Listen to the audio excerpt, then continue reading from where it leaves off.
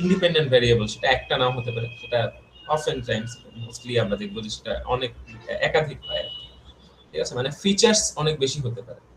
যেমন আমরা তো ওয়াইজ বলতে এমএক্স প্লাস সি বললাম, যদি ফিচার একটা না হয় তিনটা হতো, তাহলে আমরা ওই ফুল এই যে ইনপুট ফিচার্স গুলো সেগুলোকে একটা ভেক্টর আকারে প্রকাশ করতাম, যেখানে আমার input x is equal to x one x two x three এইভাবে যতগুলো ফিচার থাকে, সো তিনটা থাকলে এক্স ওয়ান এক্স টু আর এক্স থ্রি এরকম কিছু হয়। আর ইন দ্যাট কেস আমাদের যে টার্গেট ভ্যারিয়েবল ওয়াই এর যে ভ্যালুটা মানে ফাংশন যেটা হবে সেটা হবে y is equal to m1 x1 plus m2 x2 plus m3 x3 plus some constant plus intercept, এরকম কিছু একটা। তো এই জিনিসগুলোকে আমরা যদি মানে কমন ফর্মে জেনারেল একটা ফর্মে আনতে চাই, তাহলে সেটা এরকম কিছু একটা হয়, y is equal to, যেটাকে আমরা ফাংশন অফ x ও বলতে পারি, যেহেতু এখানে y বেসিক্যালি x এরই ফাংশন হবে, is equal to b0 plus b1 x1 plus b2 x2, এখানে বেসিক্যালি বিটা এগুলো, যাই হোক। এভাবে আমরা যতগুলো ভ্যারিয়েবল থাকে, যতগুলো আমার ইনপুট ভ্যারিয়েবল আছে, ততগুলো আমরা ইয়ে পাচ্ছি, ঠিক আছে, ততগুলো আমরা করেসপন্ডিং কোএফিসিয়েন্ট পাচ্ছি এবং সেটার সাথে আমাদের ফিচারের গুণফল পাচ্ছি। এই সবগুলোর যোগফল হচ্ছে আমার টার্গেট ভ্যারিয়েবলটা, ঠিক আছে। এখানে এই অংশটুকু আপনারা যেটা দেখছেন এটাকে আসলে বলা হয় রেজিডিউয়াল, এবং এটা হচ্ছে সেই এররটা যেটাকে আসলে মডেল করা যায় না। যে কোনো আসলে আমাদের রিয়েল ওয়ার্ল্ড ডেটা তো ইমপারফেক্ট হয়, তো এখানে আসলে এরকম অনেক কিছুই থাকে, যে মানে অনেক ফ্যাক্টরস থাকে যেটাকে আমরা মডেল করতে পারি না। যেমন আপনার কাছে কোনো ডেটা সেটে 44টা ফিচার আছে, but maybe there is another feature যেটা মেবি আমার আউটপুটকে ম্যানিপুলেট করতে পারতো। তো সবসময় এই পসিবিলিটিটা থাকে। তো আমরা সাধারণত এই জিনিসটাকে থিওরিটিক্যালি প্রেজেন্ট করার সময় এই এপসিলনটা আমরা এখানে রেখে দিই আর কি। বাট এটার বাইরে মূলত আমাদের যে জেনারেল ফর্মুলাটা আছে সেটা এই অংশটুকু আর কি, একটা ইন্টারসেপ্ট যেটা এখানে B naught beta naught plus beta one x one plus beta two x two plus এইভাবে এনটা ফিচারের জন্য বিটা এন এক্স এন পর্যন্ত যাবে।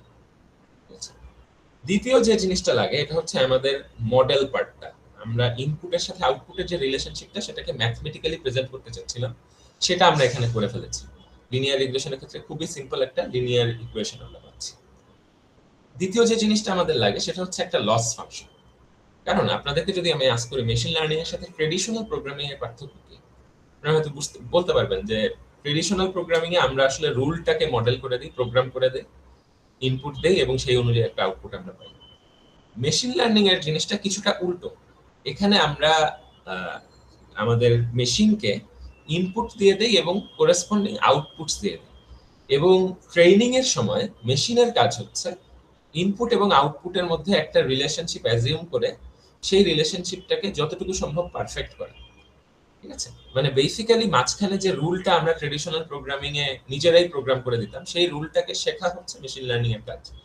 লিনিয়ার রিগ্রেশন একটা মেশিন লার্নিং অ্যালগরিদম। তো এখানে আমাদের যেটা করতে হয় আসলে এই যে আমরা যে জেনারেল ফর্মটা এখানে এনেছি, beta naught plus beta one x one plus beta two x two plus এভাবে বিটা এন এক্স এন পর্যন্ত, এই সবগুলোকে আমরা এখানে x one x two x n এভাবে যতগুলো ইনপুট ফিচার আছে ওগুলোকে তো আর আমরা ম্যানিপুলেট করতে পারবো না, ওগুলোই আমাদের ইনপুট, ওগুলো চেঞ্জ করতে পারবো না।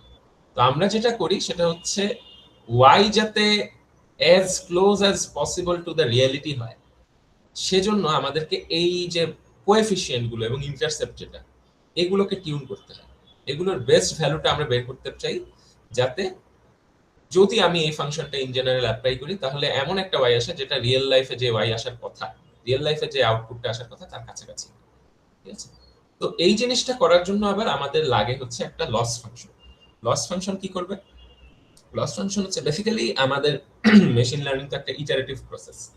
এখানে আমি বিশেষ করে যখন আমরা গ্রেডিয়েন্ট ডিসেন্ট ইউজ করি, আমরা প্রতিবার ইটারেট করে ধরেন একটা যে কোনো একটা র্যান্ডম ভ্যালুতে আমরা এই বিটা বিটা ওয়ান এগুলোকে বলা হয় প্যারামিটার, বা আরো স্পেসিফিক্যালি বললে কোএফিসিয়েন্ট গুলোকে ওয়েট বলে, আর এটাকে বলা হয় বায়াস যেটা ইন্টারসেপ্ট। তো এই ভ্যালুগুলোকে আমরা যে কোনো একটা র্যান্ডম ভ্যালু থেকে স্টার্ট করি, ইনিশিয়ালাইজেশন বলে। তো করলাম, এবার প্রথমে ওই ইনিশিয়ালাইজ ভ্যালুর উপর বেস করে আমরা একটা আউটপুট প্রেডিক্ট করলাম। তো সুপারভাইজ লার্নিং এ যেটা হয় সেটা হচ্ছে আমরা অলরেডি জানি আমাদের ট্রেনিং যে সেটটা, ট্রেনিং সেটের এক্সপেক্টেড আউটপুটটা কি, মানে ট্রেনিং লেভেলগুলো আমাদের কাছে অলরেডি থাকে। তো আমরা যেটা করি, এই ফাংশন যে আউটপুটটা আমাকে দিচ্ছে সেটাকে অরিজিনাল আউটপুট যেটা আমার কাছে অলরেডি ডেটা সেটে আছে সেটার সাথে কম্পেয়ার করি। তো কম্পেয়ার করলে আমরা দেখবো হয়তো এটা পুরোপুরি ম্যাচ করছে না, তো কত ভালো ম্যাচ করছে এই জিনিসটা বের করার জন্য আমরা কোনো একটা লস ফাংশন ইউজ করি। লস ফাংশনের কাজ কি? যেমন ধরেন সিম্পলি সাম অফ স্কোয়ারড রেসিডুয়ালস। এখানে যেটা হয় সেটা হচ্ছে আমরা যে আউটপুটটা আসছে ফাংশনে সেটা সেটা থেকে বা অরিজিনালটা থেকে সেই ভ্যালুটাকে আমরা অরিজিনাল আউটপুটটা থেকে সেই ভ্যালুটাকে আমরা বিয়োগ করি। তো কতটুকু দূরে আছে অরিজিনাল থেকে সেটা আমরা সেখান থেকে পেয়ে যাই। এরপরে আবার আমরা সেটাকে স্কোয়ার করি। কোয়েশ্চেন আসতে পারে স্কোয়ার কেন করা হচ্ছে? এটার কারণ হচ্ছে আপনার এরর তো আসলে বোথ ডিরেকশনে হতে পারে। আপনার ফাংশনের আউটপুট পজিটিভ দিকেও হতে পারে, নেগেটিভ দিকেও হতে পারে। বাট আমরা হচ্ছে জাস্ট আমাদের টার্গেট হচ্ছে এররটাকে মিনিমাইজ করা। পজিটিভ দিকে বা নেগেটিভ দিকে আলাদা করে আমরা আসলে এটাকে ফিট করতে চাই না। তো আমরা অ্যাবসলিউট ভ্যালু নিতে পারতাম, বা আরেকটা সিম্পল কাজ হচ্ছে আমরা সিম্পলি স্কোয়ার করে দিই। অ্যাবসলিউট ভ্যালু নিলে আপনারা হয়তো জানেন মিন অ্যাবসলিউট এরর যে লস ফাংশন, সেখানে অ্যাবসলিউট ভ্যালুটা নেওয়া হয়, স্কোয়ার না করি। সেখানে কিছু সমস্যা হয়, বিশেষ করে অপটিমাইজেশনের সময় একটা পয়েন্ট ডিসকন্টিনিউয়াস হয়ে যায়, যে কারণে একটু কম্পিউটেশনাল চ্যালেঞ্জটা একটু বেশি কম্পেয়ার টু স্কোয়ারড রেসিডুয়ালস বা মিন স্কোয়ারড এরর ইটিসি আর কি। ঠিক আছে, যাই হোক, আমাদের যেটা বলছিলাম, আমাদের একটা লস ফাংশন লাগবে। সেই সবচেয়ে সিম্পল লস ফাংশন এরকম হতে পারে যে আমরা আমাদের আউটপুট গুলোকে অরিজিনাল আউটপুট থেকে বিয়োগ করব। তো আমরা একটা লস ভ্যালু পেলাম, এরপর সেটাকে স্কোয়ার করব। এভাবে আমার যতগুলো ট্রেনিং স্যাম্পলস ছিল প্রত্যেকটার জন্য আমরা একটা করে লস ভ্যালু পাবো। এবার আমরা সিম্পলি সেটার এভারেজ বা সাম নিতে পারি। আমাদের কাজ হবে এই যে এভারেজ বা সামটা আসছে সেটাকে যতটা সম্ভব কমানো। এই ভ্যালুটা কমানোর মানে হচ্ছে আপনার অরিজিনাল আউটপুট এবং আপনার ফাংশনের যে আউটপুট সেটা অ্যাজ ক্লোজ অ্যাজ পসিবল হবে। ঠিক আছে, এটা একদম পারফেক্ট হয়তো কখনোই হবে না, বিশেষ করে লিনিয়ার রিগ্রেশনে তো বলতে গেলে কখনোই হয় না রিয়েল ডেটা সেটসে। তো বাট আমরা এটাকে অ্যাজ গুড অ্যাজ পসিবল এরকম আমরা বানাতে চাই। ঠিক আছে, তো যাই হোক, সেটা করার জন্য আমাদের অবশ্যই আগে লস ফাংশনটা ডিফাইন করতে হবে। সেই লস ফাংশনের মধ্যে পড়ে হচ্ছে sum of squared residuals, mean squared error, mean absolute error. এগুলো আপনারা কম বেশি দেখে আসছেন হয়তো। ঠিক আছে, তো যেখানে লিনিয়ার রিগ্রেশনে আমরা সাম অফ স্কোয়ারড এররকে লস ফাংশন হিসেবে ইউজ করি, এই ধরনের লিনিয়ার রিগ্রেশনকে অর্ডিনারি লিস্ট স্কোয়ারস বা ওএলএস রিগ্রেশন বলা হয়। এবং সাইকিট লার্নের যে ইমপ্লিমেন্টেশনটা লিনিয়ার রিগ্রেশনের, সেটা ওএলএস রিগ্রেশন। তো আমরা আসলে আমাদের যে কোড সেগুলো রান করতে থাকি। আমি কোনো কিছু রান করব না, অলরেডি রান করা আছে। আপনারা আপনাদের যে কনসোল আছে সেখানে এগুলো রান করবেন। ফার্স্টলি আমরা যে কোনো এরকম নোটবুকে ফার্স্টে আমরা যে কাজটা করি সেটা হচ্ছে আমাদের ডিপেন্ডেন্সি গুলোকে ইম্পোর্ট করা এবং লোড করা। যেই লাইব্রেরি গুলো আমরা আসলে ইউজ করবো, সবচেয়ে কমনলি নামপাই আমরা ইউজ করি, সেখানে বিভিন্ন রকম ম্যাথমেটিক্যাল ফাংশনস আছে। আমরা এখানে আরেকটা জিনিস ইম্পোর্ট করছি, সেটা হচ্ছে পান্ডাস। আপনারা যারা ডেটা ফ্রেম নিয়ে কাজ করেছেন তারা হয়তো পান্ডাস ইউজ করেছেন আগে। পান্ডাস আসলে যেটা করে সেটা হচ্ছে, আপনার কাছে ধরেন স্ট্রাকচার্ড ডেটা আছে, যেমন ধরেন এক্সেল ফাইলে আমরা যে ডেটা পাই, আমার কিছু প্রিডিফাইন্ড কলামস থাকে, কিছু প্রিডিফাইন্ড রোজ থাকে। প্রত্যেকটা কলাম এক একটা ফিচারকে হয়তো রিপ্রেজেন্ট করছে, প্রত্যেকটা রো এক একটা স্যাম্পলকে, আলাদা আলাদা স্যাম্পলকে হয়তো রিপ্রেজেন্ট করছে। এরকম স্ট্রাকচার ডেটা যদি আমাদের থাকে, সেগুলোকে আমরা যখন পাইথনে সেগুলোকে নিয়ে কাজ করি, তখন আমরা সাধারণত পান্ডাস ইউজ করি। পান্ডাস হচ্ছে এগুলোকে একটা স্পেসিফিক ডেটা টাইপ, ডেটা ফ্রেমে কনভার্ট করে, যেটা আপনার ভিজুয়ালাইজ করলে অনেকটা ওই এক্সেল টেবিলের মতোই দেখায়। এবং সেটা থেকে আমরা খুব সহজে আসলে এই আমাদের যে বিভিন্ন মেশিন লার্নিং বা অন্যান্য কাজ আছে সেগুলো করতে পারি, কারণ সেটা আসলে ব্যাক এন্ডে নামপাই যেভাবে কাজ করে ওইভাবেই কাজ করে পান্ডাস। তো এরপরে আমরা অফকোর্স matplotlib.pyplot আমরা ইম্পোর্ট করেছি। এটার কারণ হচ্ছে আমরা অনেক কিছু প্লট করে ডেটা ভিজুয়ালাইজ করতে চাই, সেগুলোর জন্য তো আমাদের প্লটিং লাইব্রেরি লাগবে, যেটা হচ্ছে আমাদের matplotlib, এবং এটা .pyplot মানে। এর পাশাপাশি আমরা দেখেন সাইকিট লার্ন থেকে, সাইকিট লার্ন খুবই খুবই চমৎকার একটা লাইব্রেরি। এখানে আসলে অনেক ইউজফুল ফাংশন আছে। আপনি অনেক অ্যাডভান্স লাইব্রেরি ইউজ করলেও দিন শেষে সাইকিট লার্নে আমরা ফেরত আসি for evaluation, for train test, এরকম অনেক খুব সিম্পল ইমপ্লিমেন্টেশন সাইকিট লার্নে আছে, এবং আমরা সেই জিনিসগুলো সরাসরি ইম্পোর্ট করে কোনো রকম হার্ড কোডিং করা ছাড়া আমরা সেখান থেকে আসলে জিনিসগুলো। এবং সাইকিট লার্নে আরো কিছু জিনিস আছে, যেমন ধরেন কিছু ডেটা সেটস আছে, সেইগুলোকে আমরা এখানে ইম্পোর্ট করছি। কিছু প্রি প্রসেসিং টুলস আছে, যেমন ধরেন স্কেলিং, নরমালাইজেশন, এই জিনিসগুলো, এগুলো সাইকিট লার্নে অলরেডি ইমপ্লিমেন্ট করা আছে। তো আমরা প্রি প্রসেসিং মডিউলটা ইম্পোর্ট করার মাধ্যমে সবগুলো টুলকে ইম্পোর্ট করে ফেলেছি এখানে। এবং লিনিয়ার মডেল হচ্ছে বেসিক্যালি লিনিয়ার রিগ্রেশনের মতো বা লজিস্টিক রিগ্রেশনের মতো যে মডেলগুলো আছে সেগুলোকে হোল্ড করে। তো এগুলো সবগুলো আমরা লোড করলাম। তো ফার্স্টেই আপনাদের সাথে যা শেয়ার করা হয়েছে ওইখানে ডেটা সেট 1 নামে একটা সিএসভি ফাইল আছে। ওই জিনিসটা আপনারা ওই সিএসভি ফাইলটা আপনারা রিড করতে পারেন। তো পান্ডাসে এই জিনিসটা একটা সিএসভি ফাইল রিড করা খুবই সহজ। আপনি বেসিক্যালি পান্ডাসকে তো আমরা এসপিডি আমরা ইম্পোর্ট করে ফেলেছি। তো আমরা জাস্ট পান্ডাস থেকে রিড সিএসভি যে মেথডটা এটা কল করব এবং ভেতরে আমাদের জাস্ট যে সিএসভি ফাইলটা আমরা রিড করতে চাই সেটার নামটা দিতে হবে। এখন দেখেন আপনারা যদি সরাসরি ড্রাইভ থেকে এটাকে করেন রিড করতে চান তাহলে এখানে কিন্তু ফুল ড্রাইভের যে পাথটা সেটা দিতে হবে। বাট আপনারা যদি এই সেশনেই আপলোড করে থাকেন তাহলে তো এই কোডটাই চলবে।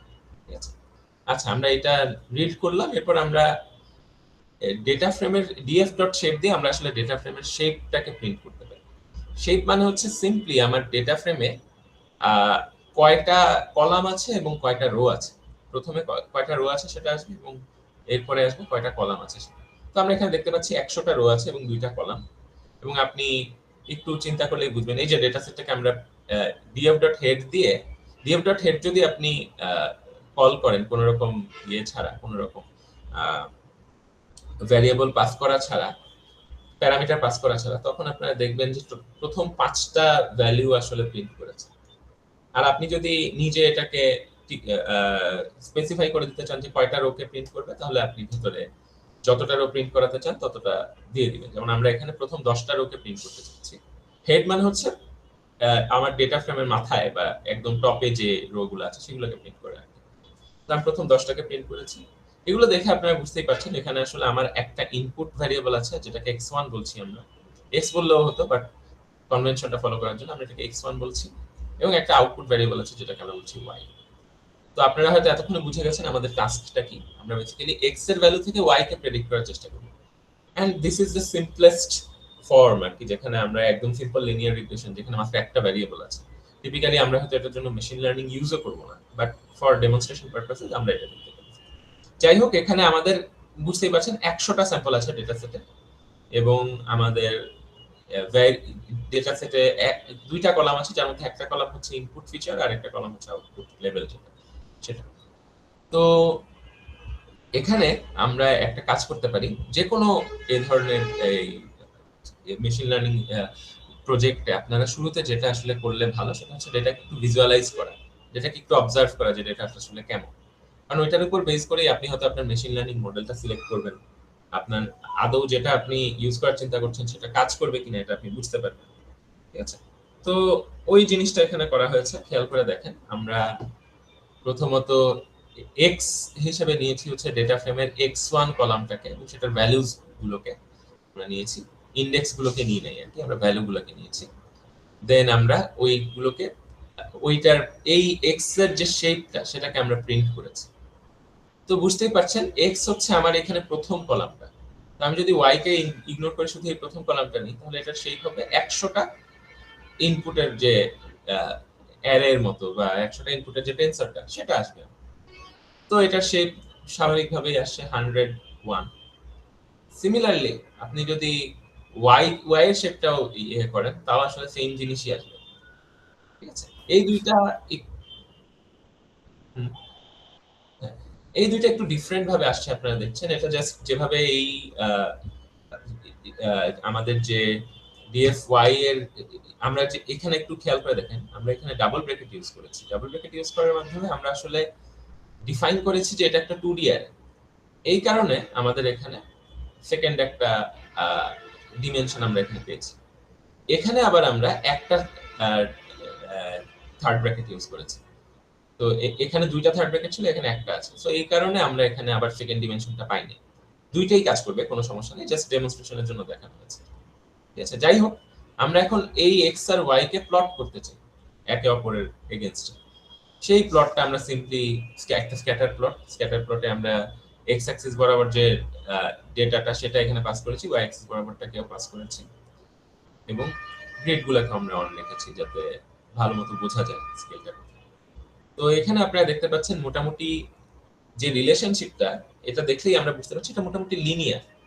এটা কিছুটা স্ক্যাটার্ড, এটা একদম সরাসরি একটা স্ট্রেট লাইনকে ফলো করছে না, একটা স্ট্রেট লাইনের আশেপাশে একটু নয়েজ আছে, বাট দেন এগেইন ওভারঅল যে প্যাটার্নটা সেটা একটা স্ট্রেট লাইনের। তো আমরা আসলে এই ডেটা দেখে বুঝতে পারি যে মানে আপনারা যদি ভালো করে খেয়াল করেন, যেমন আমার যখন ইনপুট 0 আউটপুটও 0 এর কাছাকাছি কিছু, এক্স্যাক্টলি 0 না, হয়তো 1 এর মতো কিছু একটা আসছে, বাট 0 এর কাছাকাছি। এরপর আউটপুট যখন আমার 5 আসে, আমার সরি ইনপুট যখন 5 তখন আমার আউটপুট আসছে 20 এর কাছাকাছি। ইনপুট যখন 10 তখন আউটপুট আসছে প্রায় 40 এর কাছাকাছি। তার মানে এখানে আমার যে স্লোপটা সেটা হয়তো 4 এর কাছাকাছি কিছু একটা হওয়ার কথা, কারণ প্রতি ইনপুটকে দ্বিগুণ করলে আমার আউটপুট হচ্ছে তার 4 গুণ বাড়ছে। ইনপুটকে যত বাড়াচ্ছি আউটপুট তার 4 গুণ পরিমাণ বেড়ে যাচ্ছে এখানে, ঠিক আছে? তো ওই রকম কিছু একটা আমরা হয়তো এক্সপেক্ট করতে পারি যদি একটা সরল রেখার ইকুয়েশনে আমরা এটাকে ফিট করতে চাই, এবং ইন্টারসেপ্ট হয়তো থাকবে খুবই ছোট কোনো একটা ভ্যালু 1 2 এর কিছু একটা। তো এই ডেটা দেখেই আমরা বুঝতে পারি এখানে আসলে রিলেশনশিপটা আদতেই লিনিয়ার, সো আমরা এটাকে লিনিয়ার রিগ্রেশনে ফিট করতে পারার কথা। তো সেটাই আমরা এখানে করেছি। দেখেন, করার আগে মেশিন লার্নিং এ যেটা খুবই একটা প্রাইমারি কনসার্ন, সেটা হচ্ছে আমরা আসলে আমাদের তো একটা ট্রেনিং ডেটা সেট আছে, তো আমরা সেটার উপর ট্রেন করে ওই ট্রেনিং ডেটা সেটের মধ্যে কয়টা স্যাম্পলকে কারেক্টলি বা কয়টা স্যাম্পলের কত কাছাকাছি যেতে পেরেছে আমাদের প্রেডিক্টেড আউটপুট, সেটা দিয়ে আমরা আসলে মডেলকে ইভ্যালুয়েট করতে পারি। বাট এখানে বিরাট একটা ক্যাচ আছে, আপনি যে ট্রেনিং সেটটা আসলে দিচ্ছেন মডেল কিন্তু অলরেডি সেই ট্রেনিং সেটটাকে দেখেছে।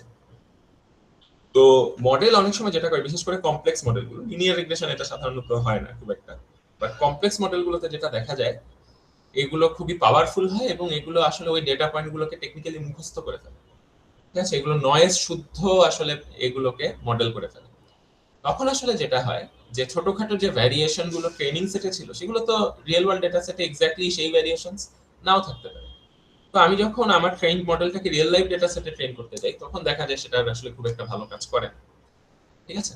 তো এই কারণে একটা মডেল আসলে কত ভালো সেটা ট্রুলি টেস্ট করার জন্য আমাদেরকে একটা হোল্ড আউট টেস্ট সেট অন্তত রাখতে হবে, ঠিক আছে, যেটাকে মডেল আগে দেখেনি, যেটার উপর মডেলটাকে ট্রেন করা হয় না। তো এই কারণে আমরা আসলে সাধারণত আমাদের ট্রেনিং সেটেরই, যদি আমাদের কাছে ওইটাই ফুল অ্যাভেলেবল ডেটা সেট হয়, তাহলে ট্রেনিং সেটেরই একটা অংশকে আগে ভাগে রেখে দিই আলাদা করে, যাতে সেটা দিয়ে মডেলকে ট্রেন না করা হয়। ফাইনালি ইভ্যালুয়েশনের সময় আমরা সেই আলাদা করে রেখে দেওয়া অংশটুকুর উপর ইভ্যালুয়েট করি, যাতে আমরা বুঝতে পারি যে মডেল যেই ডেটাকে আগে দেখেনি সেখানে সে কেমন পারফর্ম করছে, ঠিক আছে? অনেক সময় এটাও এনাফ না পুরোপুরি এই বায়াসটাকে ইগনোর করতে, বাট দেন এগেইন এটা সবচেয়ে কমনলি ইউজ টেকনিক। তো সাইকিট লার্নে এই জিনিসটা করা খুবই ইজি, ট্রেনিং এবং টেস্ট সেটে ভাগ করা। আমরা সিম্পলি ট্রেন টেস্ট স্প্লিট উপরে আমরা যেটা যেই মেথডটাকে করেছিলাম, ইম্পোর্ট করেছিলাম, সেটাকে আমরা এভাবে পাস করতে পারি। এইটার আউটপুট হিসেবে আসলে 4টা ডেটা চাঙ্ক আসে, x train, x test, y train এবং ওয়াই টেস্ট। যার মধ্যে প্রথমটা অবভিয়াসলি আমার ট্রেনিং ফিচার্স, দ্বিতীয়টা হচ্ছে আমার টেস্টিং ফিচার্স যেগুলো আমরা পরে ইভ্যালুয়েশনের সময় পাস করব, তৃতীয়টা হচ্ছে আমার ট্রেনিং লেভেলস, আর যেটা ওই ট্রেনিং ফিচার্স গুলোর করেসপন্ডিং লেভেল গুলা সিরিয়ালি, এবং চতুর্থটা হচ্ছে টেস্টিং লেভেলস, যেগুলো টেস্ট ফিচার্স গুলোর করেসপন্ডিং লেভেলস। তো সেটাকে আমরা জাস্ট কি করি, আমরা আমার ফুল ট্রেনিং যে ফিচার্স পোর্শন ছিল এক্স, সেটাকে পাস করছি। ফুল যে আমার লেভেলস এর যে অ্যারেটা ছিল সেটাকে পাস করছি। সাথে আমাদের পাস করতে হচ্ছে টেস্ট সাইজ। টেস্ট সাইজ হচ্ছে আমার আসলে কতটুকু ওভারঅল ডেটা সেটের কত পার্সেন্টকে আমরা টেস্ট সেটের জন্য রেখে দিব। তো এটা 0 থেকে 1 এর মধ্যে কোনো একটা ভ্যালু হয়। এই কেসে আপনারা দেখতে পাচ্ছেন আমরা 0.2 ইউজ করেছি, which means আমরা 20% অফ দ্য ডেটাকে টেস্ট সেটের জন্য রেখে দিয়েছি, বাকি 80% কে ট্রেনিং এর জন্য ইউজ করব। তো স্বাভাবিকভাবেই আমরা যখন প্রিন্ট করলাম, এগুলোকে প্রিন্ট করে দেখতে পাচ্ছেন আমার ট্রেনিং সেট হচ্ছে 80,1, ওই 100টার মধ্যে 80টাকে আমরা ট্রেনিং সেটের জন্য রেখেছি, আর 20% যেগুলো আমরা টেস্ট সেটের জন্য রেখে দিয়েছিলাম সেটার জন্য টেস্ট এক্স টেস্টের শেপ পেয়েছি আমরা 20,1। ওকে, আচ্ছা, এখন আমরা সেম জিনিসটাকে আবার প্লট করলাম, জাস্ট ট্রেনিং সেট গুলোকে সিম্পল ডট দিয়ে আর টেস্ট সেটের যে স্যাম্পল গুলো সেগুলোকে স্টার দিয়ে রিপ্রেজেন্ট করা হয়েছে এখানে। তো আমরা এই ব্ল্যাক ডট গুলো যেগুলো আছে এগুলোর উপর বেস করে মডেলটাকে ট্রেন করব এবং ফাইনালি দেখবো আমাদের ওই রেড স্টার যেগুলো সেগুলোকে কত ভালো প্রেডিক্ট করতে পারছে আমাদের। তো এখন আমরা কি করতে পারি, আমরা আসলে এই ফুল কাজটা একদম মানে ফ্রম দ্য গ্রাউন্ড আপ আমরা স্ক্র্যাচ থেকে করতে পারতাম, বাট এই জিনিসগুলো আপনারা 422 তে কভার করে আসছেন, সো এটার আসলে প্রয়োজন নাই খুব একটা। তো আমরা আসলে যেটা করব, যখন আমরা সাইকিট-লার্ন থেকে কিছু ইউজ করি, আমরা প্রথমে হচ্ছে মডেলটাকে ইনিশিয়ালাইজ করব।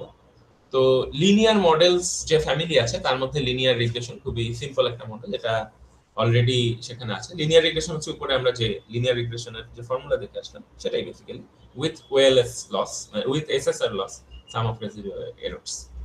ঠিক আছে, প্রথমে আমরা এই মডেলটাকে ইনিশিয়ালাইজ করলাম।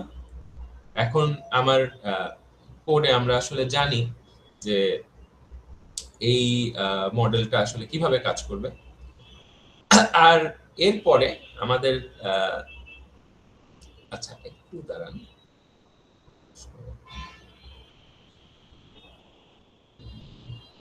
এক মিনিট।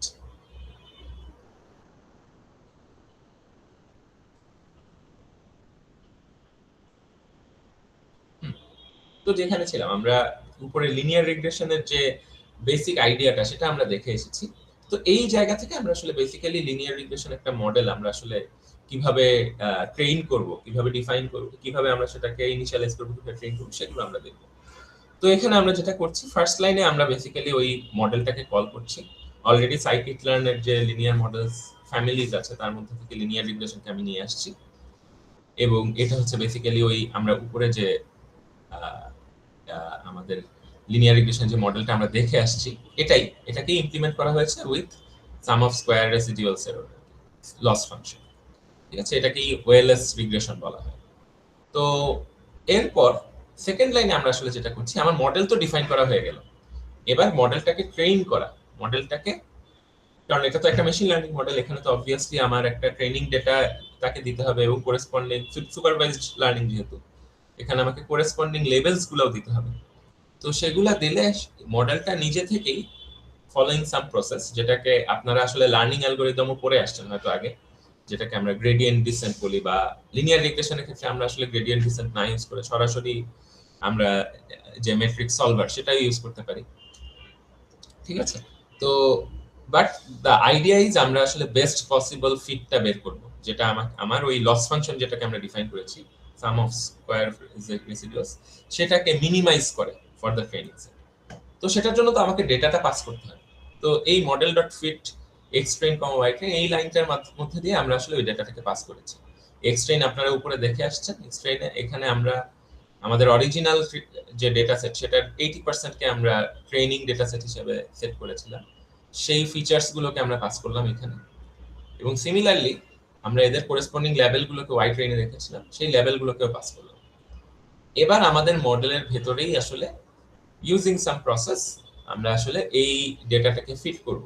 আমরা the perfect intercept which was, যদি আমরা এখানে আবার ব্যাক করি, এই ভ্যালুটা বিটা নটের যে ভ্যালুটা ইন্টারসেপ্টের ভ্যালু, এবং পারফেক্ট যে বিটা ওয়ান মানে আমার ফিচারের যে কোএফিসিয়েন্ট সেইটার ভ্যালু কি হবে, এই দুইটা জিনিস আমরা এখন ট্রেনিং এর পর বের করতে পারবো। তো এই লাইনে তো আমার ট্রেনিংটা হয়ে গেল, দেখবেন হয়তো একটুখানি সময় লাগছে আপনাদের ওখানে এই ট্রেনিংটা শেষ হতে। তারপরে আমরা আসলে প্রাইমারিলি আমরা তো এখানে ইনপুট দিব আমার মডেলে, এবং আউটপুটটা বের হয়ে আসবে। বাট আপনি যদি মডেলের ইন্টারনাল ক্যারেক্টারিস্টিক্স দেখতে চান, মডেলের ইন্টারনাল যে প্যারামিটারগুলো সেগুলোর কারেন্ট অবস্থাটা কি, তাহলে আপনারা এই জিনিসগুলো কল করতে পারেন। যেমন এখানে মডেল ডট ইন্টারসেপ্ট আন্ডারস্কোর, এইটা কল করার মাধ্যমে আমরা আসলে মডেলের যে ইন্টারসেপ্ট ভ্যালুটা, মানে ওই যে বিটা নট বা y is equal to mx plus c যদি আমরা বলি, তাহলে সি এর যে ভ্যালুটা সেটা আমরা এখানে পেয়ে যাব। আমি উপরে বলেছিলাম যে আমাদের এই ডেটা সেটটা অবজার্ভ করলে আমরা হয়তো এক্সপেক্ট করতে পারি যে ইন্টারসেপ্টের ভ্যালুটা খুবই কম হবে, এটা অলমোস্ট জিরোর কাছাকাছি দিয়ে যাচ্ছে, এবং আমাদের যে কোএফিসিয়েন্টটা y is equal to mx plus c যদি ধরি, আমার m এর ভ্যালুটা, বা এই কেসে আমরা যদি beta naught plus beta one x1 ধরি, তাহলে বিটা ওয়ান এর যে ভ্যালুটা সেটা হয়তো 4 এর কাছাকাছি কিছু একটা হবে, কারণ আমি x এর ভ্যালু 5 বাড়ালে y এর ভ্যালু হয়তো 20 মতো বাড়ছে, x এর ভ্যালু 10 বাড়ালে y এর ভ্যালু 40 মতো বাড়ছে। এটা থেকে আমরা বুঝতে পারি যে মোটামুটি 5 ডিফারেন্সের জন্য আমাদের আউটপুটে 20 ডিফারেন্স হয়ে যাচ্ছে, সো স্লোপটা হয়তো del y by del x 4 এর কাছাকাছি কিছু। এই জিনিসগুলো আমরা এক্সপেক্ট করছি না। তো আমরা দেখি ট্রেনিং এর পরে আমরা কি পেলাম। দেখেন আমরা থেটা নট এবং থেটা ওয়ান কে ইয়ে করে প্রিন্ট করে আমরা যে ভ্যালুগুলো পেয়েছি, থেটা নট মানে ইন্টারসেপ্টের ভ্যালুটা হচ্ছে 1.15, যেটা আমরা বলেছিলাম যে আমাদের আসলে এখানে ইন্টারসেপ্টের ভ্যালুটা জিরোর খুবই কাছাকাছি কিছু একটা হবে। তো সেটাই আমরা দেখছি, খুবই অল্প একটা ভ্যালু 1, এটা হচ্ছে আমার ইন্টারসেপ্টের ভ্যালু।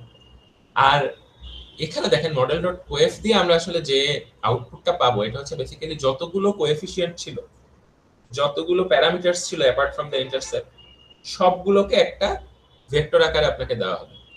তো ফরচুনেটলি আমাদের এই কেসে জাস্ট একটাই ফিচার ছিল, সো এই ভেক্টরে জাস্ট একটাই এলিমেন্ট থাকবে, সেটাই আমরা এখানে দেখছি। দেখেন ভ্যালুটা হচ্ছে কোএফিসিয়েন্টের ভ্যালুটা আমরা পেয়েছি 3.882, মানে আমরা যেটা বলছিলাম 4 এর কাছাকাছি কিছু একটা, আমরা কিন্তু সেরকম একটা ভ্যালু পেয়েছি। তো অবভিয়াসলি আমরা দেখলাম কিভাবে লিনিয়ার রিগ্রেশন সাইকিট-লার্ন ইউজ করে আসলে লিনিয়ার রিগ্রেশন মডেলটা ট্রেন করতে হয়, এবং আমরা দেখলাম যে আমাদের যে ভিজুয়াল টেস্ট সেটার সাথে এটা ফিট করছে, মানে এটা ঠিকঠাক মতো মোটামুটি কাজ করছে। ঠিক আছে, তো এখন আপনি যদি এই সেলটাকে অনেকবার রান করেন, আপনি দেখবেন আপনি প্রতিবারই এক্সাক্ট সেম ভ্যালুই পাচ্ছেন।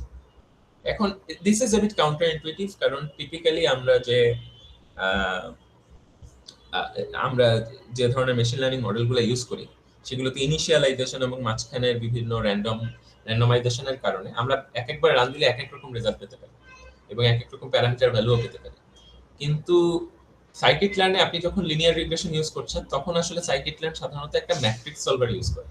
যেহেতু এটা লিনিয়ার রিগ্রেশন, এখানে আসলে সরাসরি আমরা আমাদের আপনাদেরকে একটা ইকুয়েশন আমি ইয়েতে দেখাবো, থিওরিতে দেখাবো, যেটা ইউজ করে আমরা সরাসরি আমাদের যে লস ফাংশনটা সেটা মিনিমাতে পৌঁছে যেতে পারি। ঠিক আছে, তো ওই যদিও এটা অনেক বেশি প্যারামিটার থাকলে এই ক্যালকুলেশনটা একটু কমপ্লিকেটেড হয়ে যায়, বাট এখানে আমাদের মাত্র একটা প্যারামিটার ছিল, সো এটা বেশ কোয়াইট ইজি। সেটা ইউজ করে আমরা এখানে আসলে আমাদের যে বেস্ট কম্বিনেশন অফ প্যারামিটার সেটা আমরা পেয়ে গেছি, এবং আপনি যতবারই রান করেন না কেন এই ভ্যালুটাই পাবেন। হাউএভার আপনারা যদি গ্রেডিয়েন্ট ডিসেন্টের মতো কোনো কিছু ইউজ করেন, যেটা বেশিরভাগ ক্ষেত্রেই আমরা ইউজ করব, আমাদের এই কোর্সের শেষের দিকে টানা সব ক্ষেত্রেই আমরা হয়তো গ্রেডিয়েন্ট ডিসেন্ট বেসড কিছু ইউজ করব, সেগুলোতে গেলে আপনারা দেখবেন যে আপনি এক একবার রান করলে এক এক রকম আউটপুট আসে, কারণ সেখানে আপনি সরাসরি কোনো ইকুয়েশন সলভ করেন না, সেট কোনো অ্যান্সার নেই, যেখানে আপনি ইটারেটিভ প্রসেসে মিনিমার দিকে আগানোর চেষ্টা করেন। ঠিক আছে, তো এটাই গ্রেডিয়েন্ট ডিসেন্ট আসলে আমরা পরের যে ল্যাবটা সেখানে একটু ডিটেইলে কভার করব, তার আগে আমরা এই ল্যাবটা একটু ইয়ে করি। যাই হোক, এখানে আমরা যে থিটা ওয়ান এবং থিটা নট পেয়েছি সেটার উপর বেস করে আমরা আসলে y is equal to mx plus c ফাংশনটাকে প্লট করতে পারি, যেটা এখানে করা হয়েছে। এবং খেয়াল করলে দেখেন এটা মোটামুটি আমাদের যে ট্রেন্ডটা সেটাকে ক্যাপচার করতে পেরেছে, এবং স্টিল এখানে কিছু এরর আছে এবং এরর থাকারই কথা অবভিয়াসলি, এখানে যেহেতু খুব ক্লোজলি নিটেড না এই ডেটা পয়েন্টগুলো, বাট এটা মোটামুটি আমাদের যে ট্রেন্ডটা সেটাকে মোটামুটি ক্যাপচার করতে পেরেছে, এই আর কি। এটা ছিল ট্রেনিং সেটে। আপনি যদি সেম জিনিসটা টেস্ট সেটে করতে চান, যেটা হচ্ছে রিয়েল টেস্ট, কারণ ট্রেনিং সেটের ডেটাগুলোকে সে অলরেডি দেখেছে, বাট এখন আননোন ডেটার উপর যদি আপনি এটা টেস্ট করতে চান, স্টিল দেখেন মোটামুটি ট্রেন্ডটা কিন্তু ক্যাপচার করতে পেরেছে।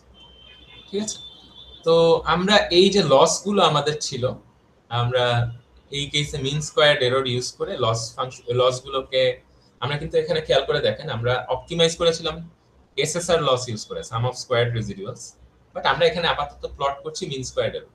এটাকে আমরা সবচেয়ে কমনলি ইউজ করি আর কি to evaluate linear regression models. আরেকটা ইয়ে আছে আর স্কোয়ার ভ্যালু, সেটা আমরা পরে থিওরিতে দেখব। যাই হোক, আমরা ট্রেনিং ডেটা সেটের উপর যে লসটা সেটা ফার্স্টে প্রিন্ট করলাম এখানে, এবং এটা আসলে খুব সিম্পল। আমরা বেসিক্যালি আমার যে হোল ট্রেনিং লেভেলস আছে সেগুলো থেকে আমার মডেলের যে প্রেডিক্টেড আউটপুটগুলো আছে সেগুলোকে বিয়োগ করছি, এবং সেটাকে এই যে বিয়োগফলগুলোকে আমরা স্কোয়ার করছি, এবং এটা তো ফুল একটা ভেক্টর আমরা পাবো। 80টা ট্রেনিং স্যাম্পলস ছিল, ঠিক আছে, তো এরকম 80টা এরর ভ্যালু আমরা পাবো, সেই এরর ভ্যালুগুলোর মিনটা আমরা আসলে এখানে নিয়েছি। ঠিক আছে, তো সেই মিনটা আমরা এখানে ইয়ে করলাম, প্রিন্ট করলাম। প্রিন্ট করে দেখেন আমরা ট্রেনিং লস পেলাম 18 পয়েন্ট সামথিং, এবং সেম কাজটা যখন আমরা টেস্ট সেটের উপর করলাম আমরা আরেকটু বেশি লস পেলাম, এটা 29 পয়েন্ট সামথিং আসছে। মিনটা নিয়েছি, তো এখানে একটু বড় বড় কিছু এরর দেখা যাচ্ছে, যেমন এইটা এটা এইটা, এই জায়গায় যে ইয়েটা আছে এটা, এগুলোর কারণে হয়তো আমাদের লসের পরিমাণটা বেশ বেড়ে গেছে আর কি। ঠিক আছে, যাই হোক, এই হচ্ছে মোটামুটি আমাদের প্রথম যে লিনিয়ার রিগ্রেশন মডেল রান করা সেটা। আচ্ছা, এবার আমরা দ্বিতীয় আরেকটা ডেটা সেট লোড করব। এগেইন আমরা পান্ডাজের যে রিড সিএসভি ইয়েটা আছে সেটা ইউজ করে আমরা ডেটা সেট 2 কে হচ্ছে এবার লোড করব। ঠিক আছে, এগেইন আমরা আগের মতো করে আমাদের যে ট্রেনিং ইয়েটা আছে, ট্রেনিং ডেটাটা আছে সেটাকে মানে আমার এখানে তো দুইটা কলাম এগেইন। তো প্রথম কলামটা হচ্ছে আমাদের ইনপুট ফিচার্স, সেটাকে আমরা এক্স এ পাস করলাম, এবং দ্বিতীয় কলামটা হচ্ছে আমাদের আউটপুট লেভেলস, যেটাকে আমরা ওয়াই এ পাস করলাম। তাহলে আমাদের ট্রেনিং ফিচার্স এবং ট্রেনিং ইনপুট ফিচার্স এবং ট্রেনিং লেভেলস আমাদের অলরেডি, মানে ইনপুট লেভেলস আমাদের অলরেডি প্রিপেয়ার হয়ে গেল। এবার আমরা এটাকে একটু প্লট করি। প্লট করার পরে আপনারা হয়তো খুব সহজেই বুঝতে পারছেন এখানে এবার যে রিলেশনশিপটা আমরা পাচ্ছি সেটা ঠিক আগের মতো না। এবার আমাদের রিলেশনশিপটা একদম সরল রেখা না আর কি, এটা একটা লিনিয়ার রিলেশনশিপ হয়তো হবে না, কারণ এখানে মোটামুটি প্যারাবোলিক একটা শেপ আমরা দেখতে পাচ্ছি। এখন প্যারাবোলিক শেপ যদি থাকে, ইন দ্যাট কেস আমাদের আসলে লিনিয়ার রিগ্রেশনের যে ফর্মুলাটা ছিল, যে ফাংশনটা ছিল, সেটা দিয়ে এটাকে আসলে মডেল করাটা বেশ ডিফিকাল্ট, কারণ আমরা তো একটা স্ট্রেট লাইন পাবো, কোনোভাবেই এরকম একটা শেপকে স্ট্রেট লাইনের মধ্যে আসলে আনা সম্ভব না, মেজর ইস্যুস রয়েই যাবে। আপনারা চেষ্টা করতে পারেন, হয়তো এই বরাবর একটা লাইন পাবেন, বাট স্টিল মেজর কিছু ইস্যুস রয়ে যাবে। তো এই ধরনের প্যাটার্নকে আসলে ক্যাপচার করার জন্য আমাদের একটু ইম্প্রোভাইজ করতে হবে, ঠিক আছে? তো এটার সবচেয়ে সহজ উপায় হচ্ছে লিনিয়ার রিগ্রেশনের চাইতে আরো কমপ্লেক্স মডেলস ইউজ করা, সেটা আমরা হয়তো ফিউচারে দেখব। বাট ইন্টারেস্টিং থিং ইজ আমরা আসলে লিনিয়ার রিগ্রেশনের যে কনসেপ্ট সেটাকে ইউজ করেও আসলে এই ধরনের ডেটাকে অনেক সময় মডেল করতে পারি। যেমন এই ডেটা সেটটা যদি আপনারা খুব ভালোভাবে খেয়াল করেন, যেমন এখানে ভ্যালুস গুলো দেওয়া আছে, এগুলো যদি একটু ভালোভাবে খেয়াল করেন, তাহলে দেখবেন এই ডেটা সেটটা মোটামুটি এরকম একটা ফাংশনকে ফলো করছে। এখানে y is equal to y tends to mx square plus c, মানে এখানেও আমার একটা x কে যদি আমি সরাসরি x কে আমার ট্রেনিং ডেটা হিসেবে ইউজ না করে এর স্কয়ার ভ্যালুগুলো যদি আমরা নেই, x কে স্কয়ার করে সেটাকে আমরা যদি ট্রেনিং এর জন্য ইউজ করি, তাহলে আমরা এরকম কিছু একটাতে এই ডেটাকে ফিট করতে পারবো। এটার কারণ হচ্ছে আপনারা যদি খেয়াল করে থাকেন, জিরোর জন্য আমার আউটপুটও জিরোর কাছাকাছি আসছে, এবং যত আপনি ইনপুটটা বাড়িয়েছেন তত এক্সপোনেনশিয়ালি আমার আউটপুটও বেড়েছে, এবং যত কমিয়েছেন এগেইন আউটপুট বেড়েছে, বিকজ এখানে একটা স্কয়ার্ড অপারেশন হয়েছে। সো আমার ইভেন্চুয়ালি পরম মানটাই তো পাবো, ঠিক আছে? তো মোটামুটি আইডিয়া করা যায় যে এখানে হয়তো আমরা একটা এখানে যে প্যারাবোলিক ফাংশনটা সেটা হয়তো mx স্কয়ার প্লাস c এই ইকুয়েশনটাকে ফলো করতে পারে। দেন এগেইন মাথায় রাখবেন, এটা কিন্তু আমাদের ধারণা, জাস্ট আমরা ভিজুয়ালি দেখে যেটা ধারণা করেছি। সবসময় আপনি এই ভিজুয়ালাইজেশনটাও করতে পারবেন। বাট দেন এগেইন আপনি যদি ডেটা সেট সম্পর্কে মোটামুটি জানেন, তাহলে এই ধরনের অ্যাপ্রক্সিমেশন আপনি করতে পারবেন। তো আমরা এখানে আসলে যেটা করব সেটা হচ্ছে আমরা নতুন একটা কলাম এখানে ক্রিয়েট করেছি ডেটা ফ্রেমে। ডেটা ফ্রেমে এই নতুন কলামটা হচ্ছে এক্স স্কয়ার, যেটা সিম্পলি আমাদের আগের আরেকটা কলামের যে ভ্যালুগুলো, যেমন এখানে 15 স্কয়ার হচ্ছে 225, 14.59 এটার স্কয়ার হচ্ছে -14.59, এটার স্কয়ার ভ্যালু হচ্ছে 213। তো আমরা বেসিক্যালি আরেকটা ফিচারের স্কয়ার গুলোকে নিয়ে নতুন একটা ফিচার বানালাম, ঠিক আছে? তো এবার আমরা যেহেতু দেখেছি আমাদের, বা আমরা ধারণা করছি যে আমাদের এই পার্টিকুলার ডেটা সেটে যে আউটপুট এবং ইনপুটের সম্পর্ক সেটা মোটামুটি এরকম কোন একটা ফাংশনকে ফলো করবে। সো আমরা এইবার আমাদের প্রথমে এটা ভিজুয়ালাইজ করার জন্য আমরা আসলে ওই এক্স স্কয়ারকে এবং অবশ্যই আমাদের আউটপুট লেভেলগুলোকে প্লট করি পাশাপাশি। খেয়াল করে দেখেন, এখন কিন্তু মোটামুটি লিনিয়ার একটা শেপ আমরা পাচ্ছি। এবার আমরা যদি লিনিয়ার রিগ্রেশন ইউজ করি, তাহলে হয়তো আমরা মোটামুটি রিজনেবল একটা ভ্যালু পাবো, ঠিক আছে? তো সেই কাজটাই আমরা এখন করব। বাট খেয়াল করে দেখেন, আমরা আসলে এখানে এখন যে ডেটা সেটটা আমরা ইউজ করছি, সেখানে আমরা আমাদের অরিজিনাল যে ফিচার ছিল এক্স, সেটাকেও ইউজ করছি, সেটাকে আমরা একেবারে ফেলে দিই না। টিপিক্যালি যখন আমরা এরকম, এটাকে বলা হয় পলিনোমিয়াল রিগ্রেশন, যেখানে আমরা আমাদের ইনপুট ফিচার্স গুলোকে আমরা সামহাউ একটু ম্যানিপুলেট করে আমরা হায়ার অর্ডার ফিচার্স ক্রিয়েট করি। যেমন এখানে higher order x square features আমরা ক্রিয়েট করেছি। এমনও হতে পারতো যে এখানে মাল্টিপল ফিচার্স যদি থাকতো x1 আর x2, তাহলে আমরা x1 square, x2 square, x1 x2 এই মানে ইন্টারপ্লেইং যে টার্মগুলো, সেগুলো আমরা হয়তো ক্রিয়েট করতাম, ঠিক আছে? তো টিপিক্যালি এসব কেসে আমাদের অরিজিনাল ফিচারগুলোকেও রাখা হয় এবং স্কয়ার টার্মগুলোকেও স্কয়ার মানে হায়ার অর্ডার টার্মগুলোকেও রাখা হয় আমাদের ইনপুট ফিচার্স হিসেবে। তো আমার যে ইনপুট ফিচারের যে ডেটা সেটটা, সেখানে দুইটা ফিচার হয়ে গেল, এক্স এবং এক্স স্কয়ার, এবং আউটপুট লেভেল তো আগের মতো একটাই আছে। এবার আপনি যদি শেপগুলোকে প্রিন্ট করেন, অবভিয়াসলি আমার ইনপুট ফিচার্স দুইটা কলাম হয়ে গেছে, যেহেতু দুইটা ফিচার্স আলাদা আলাদা, এক্স আর এক্স স্কয়ার, আর আউটপুট আগের মতোই আছে। আগের মতো করেই আমরা আবার ট্রেন টেস্ট স্প্লিট করলাম, আগের মতোই টেস্ট সাইজ আমরা 0.2 রাখলাম। এবার আমরা আবারও আগের মতো মডেলটাকে ইনিশিয়ালাইজ করলাম। আমরা প্রথমে লিনিয়ার মডেল যে ফ্যামিলিজ আছে সেখান থেকে লিনিয়ার রিগ্রেশন যে মডেলটা আছে সেটাকে ইম্পোর্ট করলাম, সেটাকে ইনিশিয়ালাইজ করলাম। এরপর আমরা সেটাতে আমাদের এক্স ট্রেন এবং ওয়াই ট্রেনকে ফিট করলাম। আবারও সেম একই কাজটা হবে, জাস্ট পার্থক্য হচ্ছে এবার এক্স ট্রেনে আমার এক্স এর পাশাপাশি আমাদের নতুন ক্রিয়েট করা যে এক্স স্কোয়ার যে ফিচারটা সেটাও আছে। ওকে, এবার ফাইনালি আমরা প্রেডিক্ট করলাম ওয়াই প্রেডিক্ট বেসিক্যালি এক্স টেস্টের উপর আমার মডেলটা তো ট্রেন করা হয়েছে। আমি সাম থিটা, সাম ইন্টারসেপ্ট এবং সাম কোএফিসিয়েন্টস আমি এবার পেয়ে গেছি। এবার ওই ফাংশন অনুসারে আমি আমার টেস্ট সেটের যে স্যাম্পলগুলো ছিল সেগুলোর আউটপুটটা প্রেডিক্ট করেছি এই লাইনে। ঠিক আছে, মডেল ডট প্রেডিক্ট মেথড দিয়ে। এটা খুবই সিম্পল, আসলে সাইকিট-লার্ন ইউজ করা খুবই ইজি, সেই কাজটাই আমরা করছি। তো এবার আমরা আগের মতো করেই থিটা নট এর ভ্যালুটা বের করলাম মডেল ডট ইন্টারসেপ্ট আন্ডারস্কোর দিয়ে, এবং থিটা ওয়ানটা আমরা বের করলাম মডেল ডট কোএফ আন্ডারস্কোর দিয়ে। যেটা আমি আগে বলেছিলাম, থিটা ওয়ান হচ্ছে বেসিক্যালি যতগুলো কোএফিসিয়েন্ট থাকবে, যতগুলো ফিচার্স এর করেসপন্ডিং কোএফিসিয়েন্ট থাকবে সবগুলোকেই আসলে আমাকে দিবে একটা ভেক্টর আকারে। তো এখানে খেয়াল করে দেখেন ইন্টারসেপ্ট আবারও আমার ওই মোটামুটি কম, জিরোর কাছাকাছি একটা জিনিস, -1.7 এর মতো ইন্টারসেপ্ট পেয়েছি। বাট আপনি যদি কোএফিসিয়েন্ট গুলো খেয়াল করেন, এক্স এর কোএফিসিয়েন্ট, প্রথম কোএফিসিয়েন্ট হচ্ছে এক্স এর, দ্বিতীয়টা হচ্ছে এক্স স্কোয়ার এর। ঠিক আছে, এক্স এর কোএফিসিয়েন্ট আসছে -0.007, খুবই খুবই লো একটা ভ্যালু। বাট এক্স স্কোয়ার এর জন্য আমরা মোটামুটি সিগনিফিকেন্ট একটা ভ্যালু 0.5 এই ভ্যালুটা আমরা পেয়েছি। তার মানে এক্সপেক্টেডলি আমরা যেহেতু এই ফাংশনটা আমাদের অবজারভেশন অনুসারে এটা একটা mx স্কয়ার প্লাস c টাইপের একটা ফাংশন, একটা শেপকে ফলো করার কথা, আমি এক্সপেক্টেডলি x এর যে কোএফিসিয়েন্টটা পাচ্ছি সেটা নন সিগনিফিকেন্ট পেয়েছি, এবং x স্কয়ারের যে কোএফিসিয়েন্টটা পেয়েছি সেটাকে আমরা সিগনিফিকেন্ট পেয়েছি।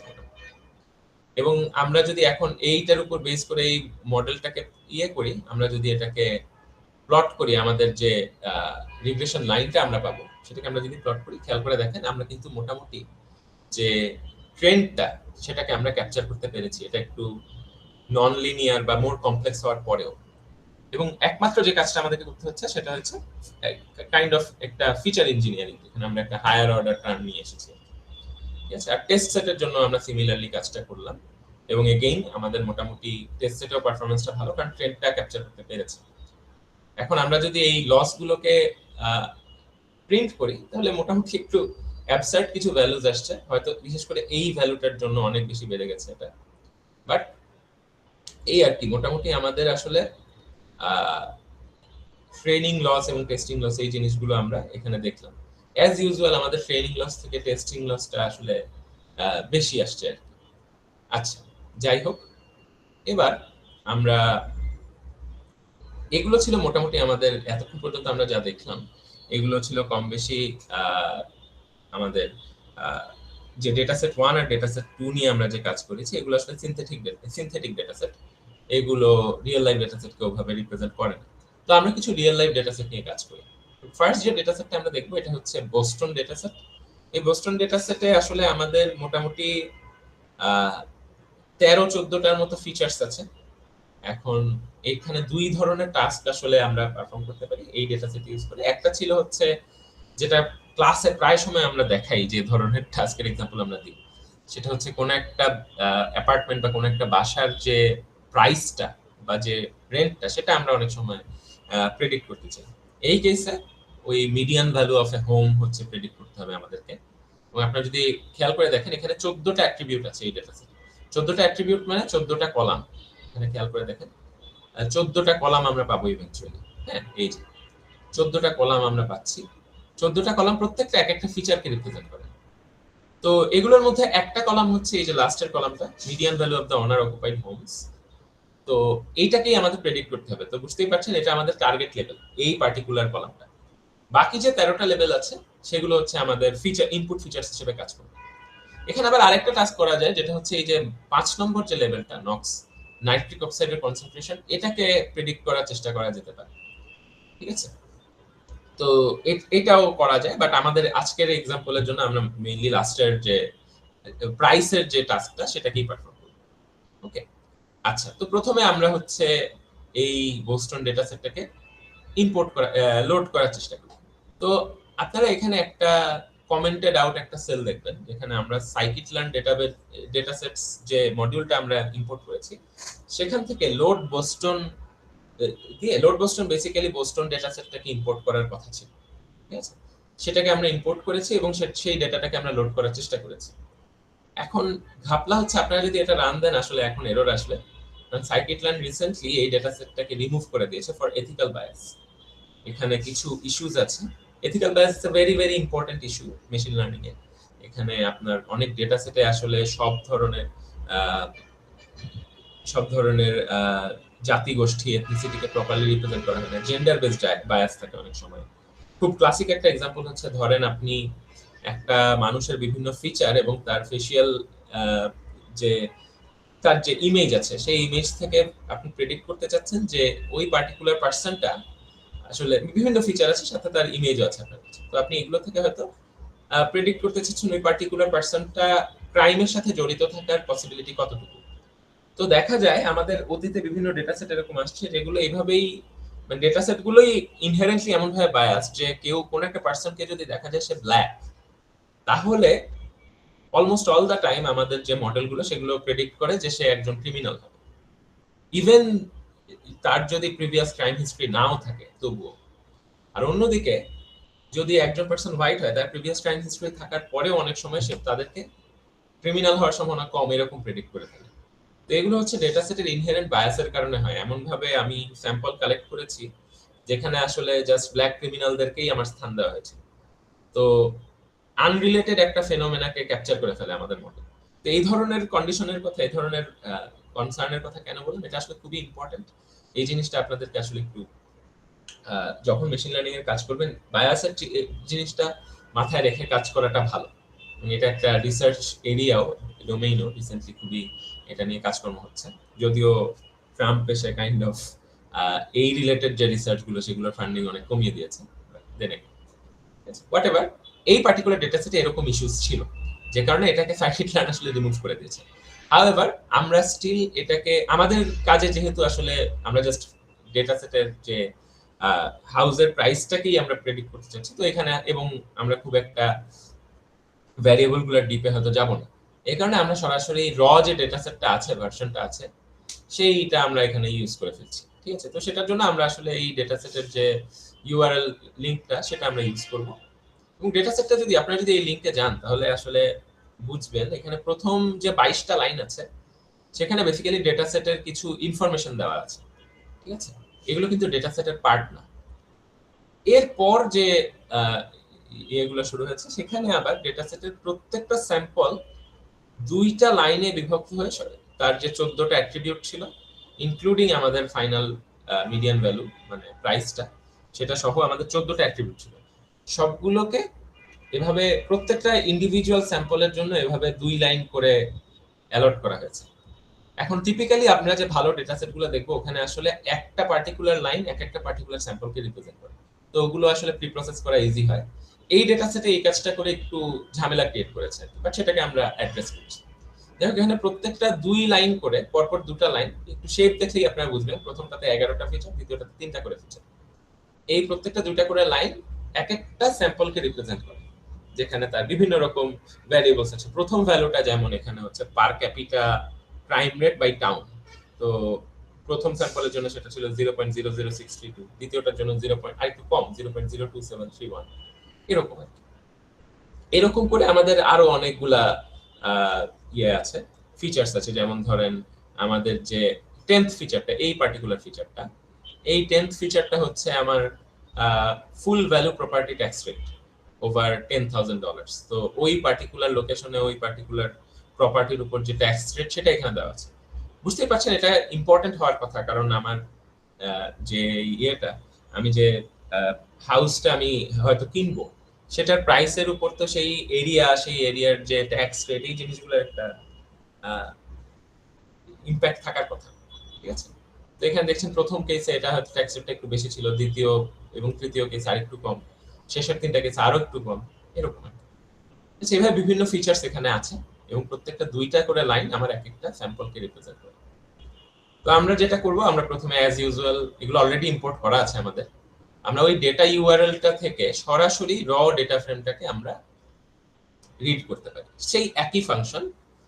বাট এইবার আমরা ওই এই জায়গায় মানে যেখানে সিএসভির 5টা দেওয়ার কথা, সেখানে আমরা ইউআরএলটা আসলে করে দিয়েছি, আমরা পেস্ট করে দিয়েছি, ঠিক আছে।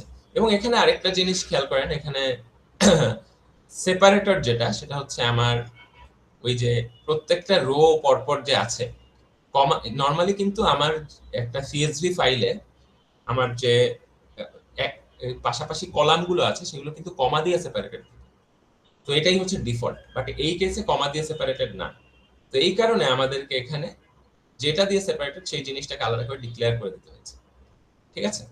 পাশাপাশি আরেকটা জিনিস আমরা করেছি, সেটা হচ্ছে স্কিপ রোজ 22, মানে প্রথম 22টা যে লাইন আমরা দেখেছিলাম যেগুলো আসলে র ডেটাটাকে রিপ্রেজেন্ট করে না, জাস্ট কিছু ইনফরমেশন মেটা ডেটার মতো কিছু জিনিস আমরা এখানে রিপ্রেজেন্ট করছি, তো সেগুলোকে আমরা স্কিপ করতে পারি, তো সেই কমান্ডটাও এখানে দেওয়া আছে, ঠিক আছে। এবং এখানে কোনো হেডার নাই এই পার্টিকুলার ডেটা সেটে। সাধারণত সিএসভি ডেটা সেটগুলোতে প্রথম রোটাতে হেডার গুলো থাকে, বাট এই কেসে কোনো হেডার নাই, সো সেটাকে আমরা সেই ইনফরমেশনটা আমরা পাস করে দিয়েছি ফাংশনে, হেডার ইজ ইকুয়াল টু নাম। আচ্ছা, এবার আমরা র ডেটা ফ্রেমটাকে যদি করি, প্লট করি, অ্যাজ এক্সপেক্টেড আমরা একটু সমস্যা দেখতে পাবো। মানে যেটা আমরা বলেছিলাম যে দুইটা লাইনে এক একটা স্যাম্পলকে রিপ্রেজেন্ট করা হয়েছে, তো এখানে আপনারা দেখতে পাচ্ছেন প্রথম রোতে আমার 10টা ফিচার আছে, বাট দ্বিতীয় রোতে মানে দ্বিতীয় স্যাম্পলে আমার 3 থেকে 10 পর্যন্ত যে ফিচারগুলো, মানে 4 থেকে 11th যে ফিচারগুলো, সেগুলোর ভ্যালু নান আসছে, ঠিক আছে, নান ভ্যালু আসছে। সেম প্যাটার্ন আপনি পরেরটাতেও দেখতে পাবেন। থার্ড যে রোটা, সেখানে আমার 10টা ফিচারই আছে, ফোর্থ রোটাতে আবার গিয়ে শুধু 3টা ফিচার আছে। এটার কারণ হচ্ছে উপরে আমরা যেটা বললাম, ডেটা সেটটা আসলে এভাবেই করা এভাবেই আসলে এটাকে স্ট্রাকচার করা হয়েছে যে এক একটা স্যাম্পল 2টা রো করে কভার করছে। সো সেকেন্ড রো গুলোতে আমরা আসলে ফুল 11টা রো 11টা যে কলাম সেগুলোকে কভার করতে পারছি না, এটা হচ্ছে ইস্যু। তো এটাকে আমরা অ্যাড্রেস কিভাবে করব? এই ধরনের ইস্যু কিন্তু আপনারা যখন মেশিন লার্নিং এর কাজ করবেন, প্রায় সময় আপনারা এই ধরনের জিনিসপত্রগুলো ফেস করবেন, এবং সেগুলোকে আপনাদের বিভিন্ন রকম ইনোভেটিভ এবং ট্রেডিশনাল ওয়েতে করতে হবে, আপনাদের অ্যাড্রেস করতে হবে।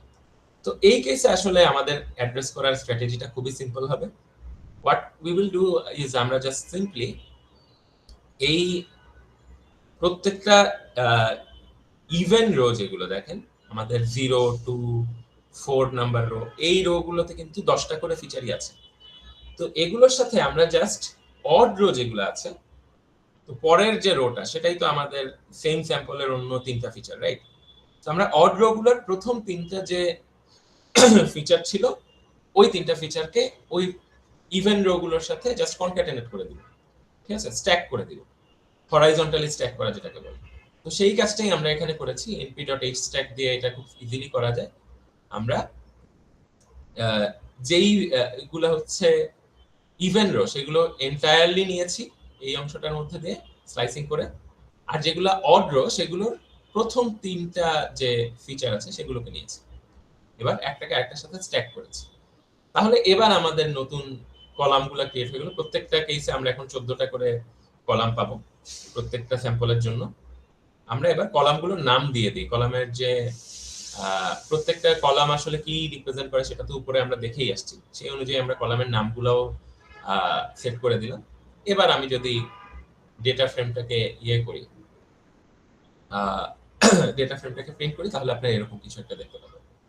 এখন মোটামুটি আমাদের 13টা ফিচার আছে, এবং লাস্ট যে কলামটা মেডভি, এটাই হচ্ছে আমাদের মিডিয়ান ভ্যালু, যেটা আমাদের টার্গেট আর কি, এটাকে আমরা প্রেডিক্ট করতে চাই।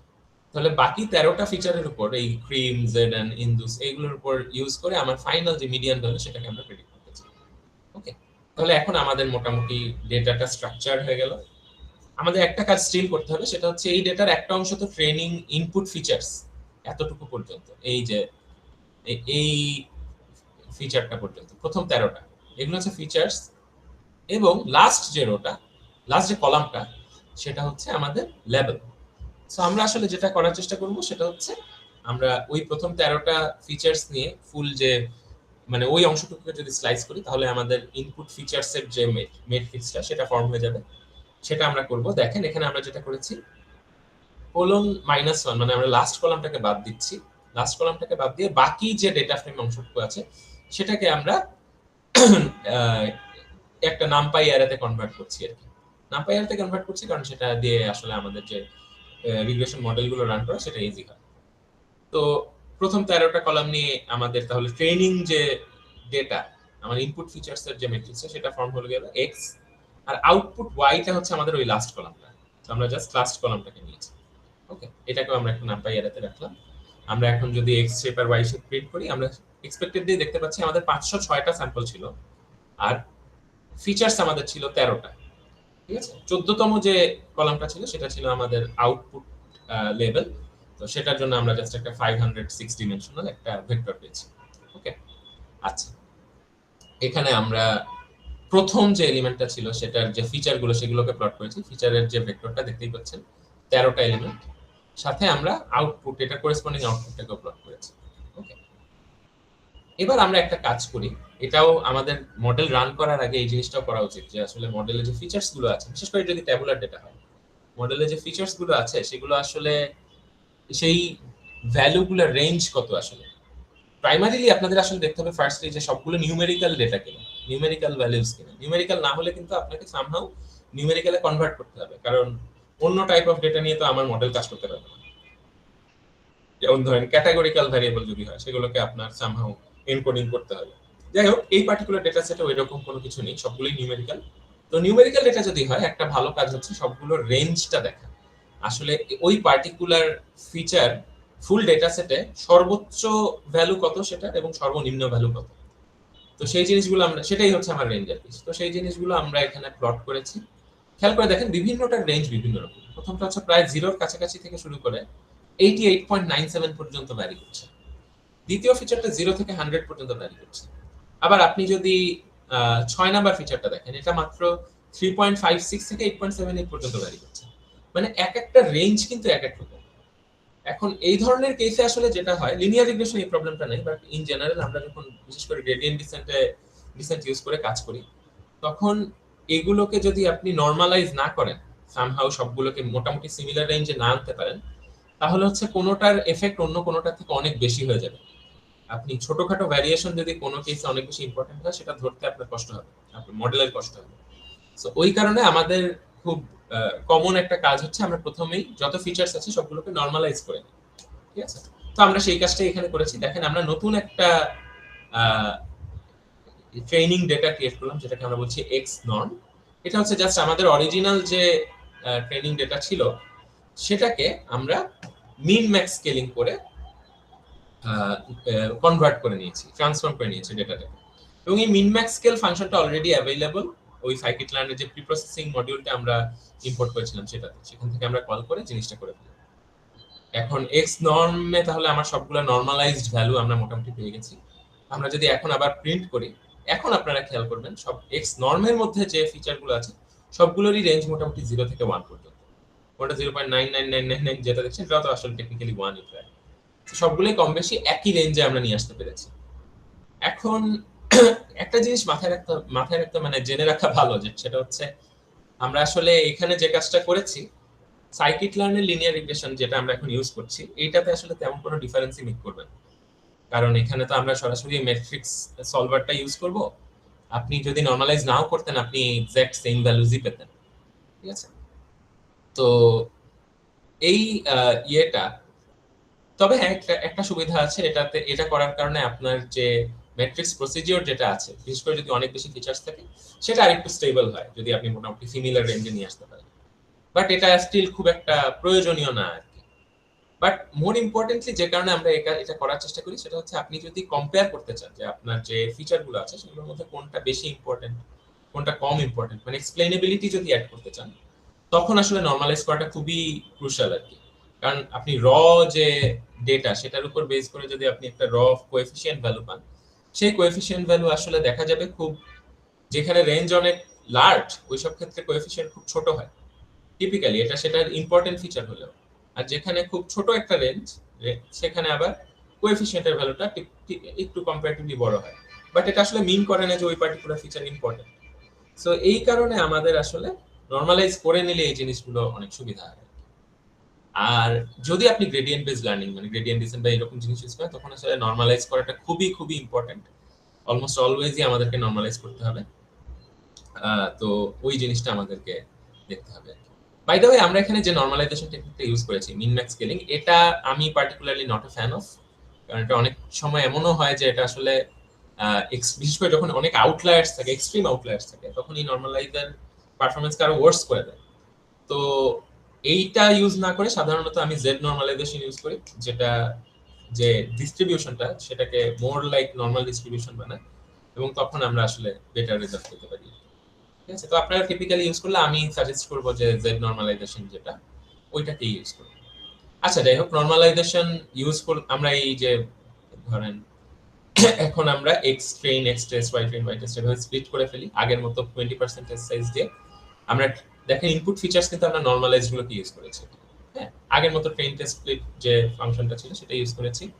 আগের মতোই আমরা প্রথমে লিনিয়ার রিগ্রেশন মডেলটাকে কল করেছি, দেন ওখানে ফিট করেছি আমাদের ট্রেনিং এবং ট্রেনিং ফিচার্স এবং ট্রেনিং লেভেলসকে। দেন আমরা প্রেডিক্ট করেছি on the test set test features. এবার আমরা ফাইনালি আমরা যদি ট্রেনিং লস এবং টেস্টিং লস গুলো প্রিন্ট করি, তাহলে মোটামুটি দেখতে পাচ্ছেন আমাদের ট্রেনিং লস আসছে 21.65 এর মতো, টেস্টিং লস আসছে 23.64 এর মতো, মানে স্লাইটলি বেশি, বাট মোটামুটি ভালোই আসলে রেজাল্ট করবে। আপনারা যদি আরো বেশি ইয়ে চান, মানে আরো বেশি ইনসাইট চান যে কোন ফিচারগুলো আসলে এখানে ইম্পর্টেন্ট ছিল, এখানে আপনারা আসলে ইন্টারসেপ্টের ভ্যালুগুলা এবং কোএফিশিয়েন্টের ভ্যালুগুলো মোটামুটি প্লট করেছি আমরা এখানে। খেয়াল করে দেখেন, এখানে সবচেয়ে লার্জ কোএফিশিয়েন্ট আমরা যেটা দেখতে পাচ্ছি সেটা হচ্ছে আরএম। তো আমরা একটু যদি ঘুরে আসি, আরএম আসলে কি ছিল, এটা হচ্ছে average number of rooms per duelling. ঠিক আছে, মানে বেসিক্যালি আমার বাসার প্রাইস কেমন হবে সেটার প্রাইস সবচেয়ে বেশি কিসের উপর ডিপেন্ড করতে পারে, ওই বাসায় কয়টা রুম আছে সেটা না, কয়টা রুম আছে, এবং আরেকটা জিনিস হয়তো আপনারা বলতে পারেন যে সেটা ল্যান্ড এরিয়া কত ওই পার্টিকুলার বাসায়, এই জিনিসগুলোর উপর ডিপেন্ড করে। তো আমরা এখানে আসলে দেখতে পাচ্ছি এভারেজ নাম্বার অফ রুমস এর উপর আসলে এটা অনেক বেশি ডিপেন্ড করছে। তো এখানে আমরা সবচেয়ে স্ট্রং ফিচার এটা হতে পারে, এবং আমরা সেটাই দেখতে পেয়েছি। তো মেক সেন্স আর কি। ঠিক আছে, আচ্ছা এবার তো এই মাত্র আমি যেটা দেখালাম যে আসলে আমার মডেলটার একটা সেন্স মেক করার চেষ্টা করা, এটা আসলে কাকে বেশি ইম্পর্টেন্স দিচ্ছে, এটা কিন্তু খুবই ইম্পর্টেন্ট। মানে টিপিক্যালি আমরা মেশিন লার্নিং মডেলকে ব্লাইন্ডলি ইউজ করে ফেলি অনেক সময়, বাট এটা আসলে সেটা না করে মেশিন লার্নিং মডেলটা কিভাবে ডিসিশন মেক করছে, কাকে বেশি ইম্পর্টেন্স দিচ্ছে কাকে কম, এই জিনিসটা খুবই ইম্পর্টেন্ট। এবং এটার উপর বেস করে পুরো একটা, বিশেষ করে ডিপ লার্নিং এ তো এটা করা একটু ডিফিকাল্ট লিনিয়ার রিগ্রেশনের চাইতে। তো এটার উপর বেস করে পুরো একটা ডোমেইন ক্রিয়েট হয়েছে এক্সপ্লেনেবল এআই। খুবই মানে ইন্টারেস্টিং এবং খুবই ক্রুশাল একটা কাইন্ড অফ রিসার্চ এখানে আসলে পারফর্ম করা হয়। আমি নিজেও এক্সএআই নিয়ে কাজ করেছি, এবং এগুলো আসলে বিশেষ করে আপনি যদি মেডিকেল ডেটা নিয়ে কাজ করেন বা এমন কিছু নিয়ে কাজ করেন যেখানে এক্সপ্লেনেবিলিটিটা ইম্পর্টেন্ট, আপনাদের আসলে এই জিনিসটা ফোকাস করতে হয়। আচ্ছা, ফর জাস্ট অ্যাবলেশন স্টাডির মতো বলতে পারেন, আমরা নরমালাইজেশন ছাড়া সেম কাজটা করলাম। জাস্ট এই জায়গায় ডিফারেন্সটা, আমরা এক্স নর্মের জায়গায় অরিজিনাল এক্সটাকেই পাস করলাম। অরিজিনাল এক্সটাকেও পাস করে আমরা সেম কাজগুলো যদি করি, আমরা দেখি ট্রেনিং লস এবং টেস্ট লস একদম হুবহু সিমিলার আসছে। এবং it makes sense once again, because আমরা আসলে যেটা বলেছিলাম এখানে আসলে তেমন কোনো ডিফারেন্সই মেক করে না, যেহেতু ম্যাট্রিক্স সলভার আমরা ইউজ করছি। ফাইনালি আমার যে আউটপুট পারফরমেন্স হবে সেটা সিমিলার হবে। বাট উপরে যেটা আমরা বলে আসছিলাম, যদি আপনি এক্সপ্লেনেবিলিটি অ্যাড করতে চান যে আসলে কোন ফিচারটা আমার জন্য বেশি ইম্পর্টেন্ট, তখন আবার এই নরমালাইজেশনটা ইম্পর্টেন্ট হয়। যেমন আমরা যদি এই মডেলের জন্য এবার কোএফিশিয়েন্ট গুলোকে প্লট করি, এখন আপনি দেখবেন কোএফিশিয়েন্ট গুলো চেঞ্জ হয়ে গেছে, এক একটা এক এক রকম, এবং আরএম এর ভ্যালু এখন একটু কমে গেছে 3 সামথিং, অনেক বেড়ে গেছে হচ্ছে এই নক্স যে ভ্যালুটা বা এইরকম কিছু ভ্যালু, আবার অনেক অনেক কমে গেছে কিছু ফিচারের যে ইয়েটা, যে কোএফিশিয়েন্টটা সেগুলো। তো পারফরমেন্স সেম থাকছে, বাট কোএফিশিয়েন্ট গুলো পুরোই মেসড আপ হয়ে গেছে, এবং এখান থেকে কোনো কিছু এক্সপ্লেইন করা খুবই ডিফিকাল্ট আসলে। স্টিল একটু মানে ঘুরিয়ে পেঁচিয়ে আমরা হয়তো কিছু একটা এখান থেকে বের করতে পারবো, বাট ফার বেটার আপনি যদি এক্সপ্লেনেবিলিটি অ্যাড করতে চান, কোন ফিচার বেশি ইম্পর্টেন্ট এটা বুঝতে চান, তাহলে নরমালাইজ করে কাজ করলে এই জিনিসটা বেশি ভালোভাবে বোঝা যায় আর কি। ঠিক আছে, তো আপনারা কিছুটা বুঝলেন যে নরমালাইজেশন এখানে আমাদের কেন লাগে। তো তো এই ছিল মোটামুটি আমাদের লিনিয়ার রিগ্রেশন। সেকেন্ড যে জিনিসটা, এটাও আপনারা পড়ে আসছেন, সেটা হচ্ছে লজিস্টিক রিগ্রেশন। তো লজিস্টিক রিগ্রেশন কোথায় ইউজ করি এটা কি বলতে পারবেন? ক্লাসিফিকেশন টাস্কের জন্য। ক্লাসিফিকেশন টাস্কের জন্য আমরা লজিস্টিক রিগ্রেশন ইউজ করি। আচ্ছা, তো ক্লাসিফিকেশন টাস্কে আমরা লিনিয়ার রিগ্রেশন কেন ইউজ করতে পারবো না? স্যার লিনিয়ার রিগ্রেশনে তো যে আমরা বলা যায় যে একটা লিনিয়ার রিলেশনের থ্রু কাজ করে ট্রাই করি। লজিস্টিক রিগ্রেশন ও লিনিয়ার রিলেশনের থ্রুতেই কাজ করে।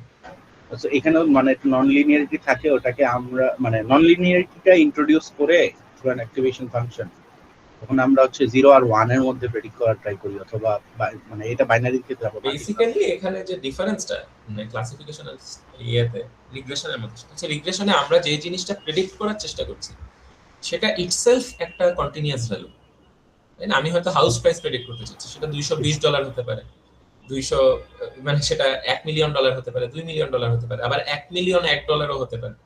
তো এটা একটা continuous value. But classification by default, classification টাস্কটা আসলে কি? আমার কাছে কিছু প্রিডিফাইন্ড ক্লাসেস থাকছে, যেমন ধরেন হাউস প্রাইসের বেসে যদি আমরা বলি, হয়তো আমরা ফুল হাউস প্রাইসের যে রেঞ্জগুলো সেগুলোকে 3 ভাগে ভাগ করলাম, হাই, লো আর মিডিয়াম। তো আমার কাছে অলরেডি প্রিডিফাইন্ড 3টা ক্লাস আছে, ওই 3টা ক্লাসের মধ্যে যে কোনো একটা অ্যাসাইন করতে হবে। তো আমার তো যে আউটপুটটা আমি এক্সপেক্ট করছি সেটা তো আর কন্টিনিউয়াস থাকলো না, ঠিক আছে? তো এই ধরনের কেসে আমরা আসলে যে আউটপুট, এই যে আমাদের যে আউটপুটটা আসে, ধরেন আমরা যদি বাইনারি ক্লাসিফিকেশন কনসিডার করি, তাহলে আমাদের আউটপুট হতে পারে পজিটিভ ও নেগেটিভ, হ্যাঁ অথবা না, 0 অথবা 1, এরকম কিছু। তো এটা কিন্তু একটা কন্টিনিউয়াস ভ্যালু হবে না। তো আমরা সাধারণত বাইনারি ক্লাসিফিকেশন দিয়ে এই জিনিসটা প্রাইমারিলি সেন্স মেক করার চেষ্টা করি।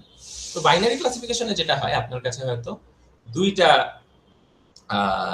ইয়ে আছে, পসিবল আউটকাম আছে। যেমন আমরা এখানে যে ডেটা সেটটা ইউজ করব, Wisconsin breast cancer data set, সেখানে অনেকগুলো ইমেজ থেকে আল্ট্রাসাউন্ড বা এরকম কোন একটা হিস্টোপ্যাথোলজিক্যাল ইমেজের কিছু ফিচার এক্সট্রাক্ট করে সেগুলোর উপর বেস, এবং কিছু হয়তো মেডিকেল টেস্ট আছে, সেগুলোর উপর বেস করে কারো ব্রেস্ট ক্যান্সার আছে কিনা সেই জিনিসটা প্রেডিক্ট করবে। তো সেই প্রেডিকশনটার আউটপুট কি কি হতে পারে? আইদার আছে, ক্যান্সার আছে, অথবা ক্যান্সার নেই।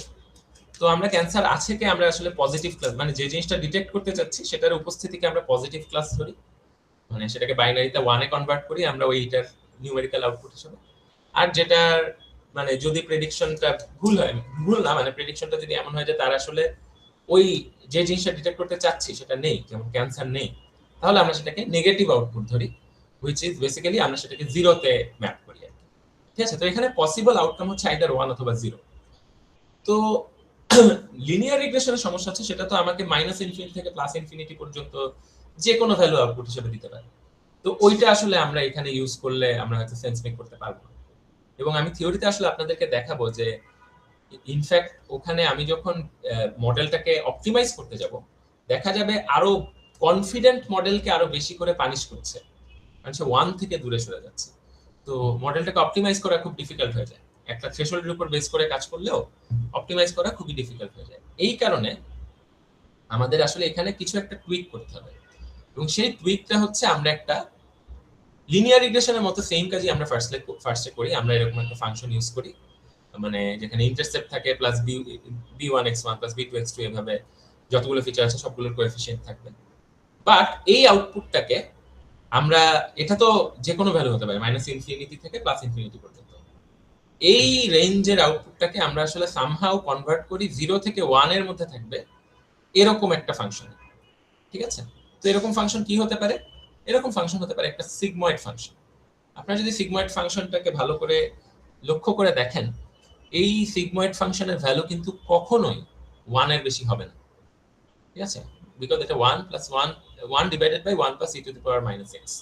ঠিক আছে? তো এটা অলওয়েজই একটা পজিটিভ ভ্যালু হবে, এবং অলওয়েজই এটা 0 থেকে 1 এর মধ্যে থাকবে। এবং আরো ইম্পর্টেন্ট যে জিনিসটা, সেটা হচ্ছে আপনারা যদি একটু ভালো করে এটা এক্সামিন করেন, এইখানে x এর যে ভ্যালুটা, এই x এর ভ্যালুটা আপনি আসলে যত বাড়াবেন তত আপনার এই সিগময়েডের যে ওভারঅল ভ্যালুটা সেটা 1 এর কাছাকাছি যাবে, এবং x এর ভ্যালুটা আপনি যত কমাবেন, যত নেগেটিভ ইনফিনিটির দিকে নেবেন, তত এটা 0-র কাছাকাছি যাবে। এবং আপনি যদি x এর ভ্যালু এক্স্যাক্টলি 0 করতে পারেন, তাহলে দেখবেন সিগময়েডের ভ্যালু আসে ঠিক 1 আর 0-র মাঝখানে 0.5। তো এটা আমাদেরকে একটা খুবই ক্রুশাল ইনসাইট দেয়, সেটা হচ্ছে সিগময়েড আসলে যে কাজটা করছে, সিগময়েড গ্রাফটা হচ্ছে এইরকম।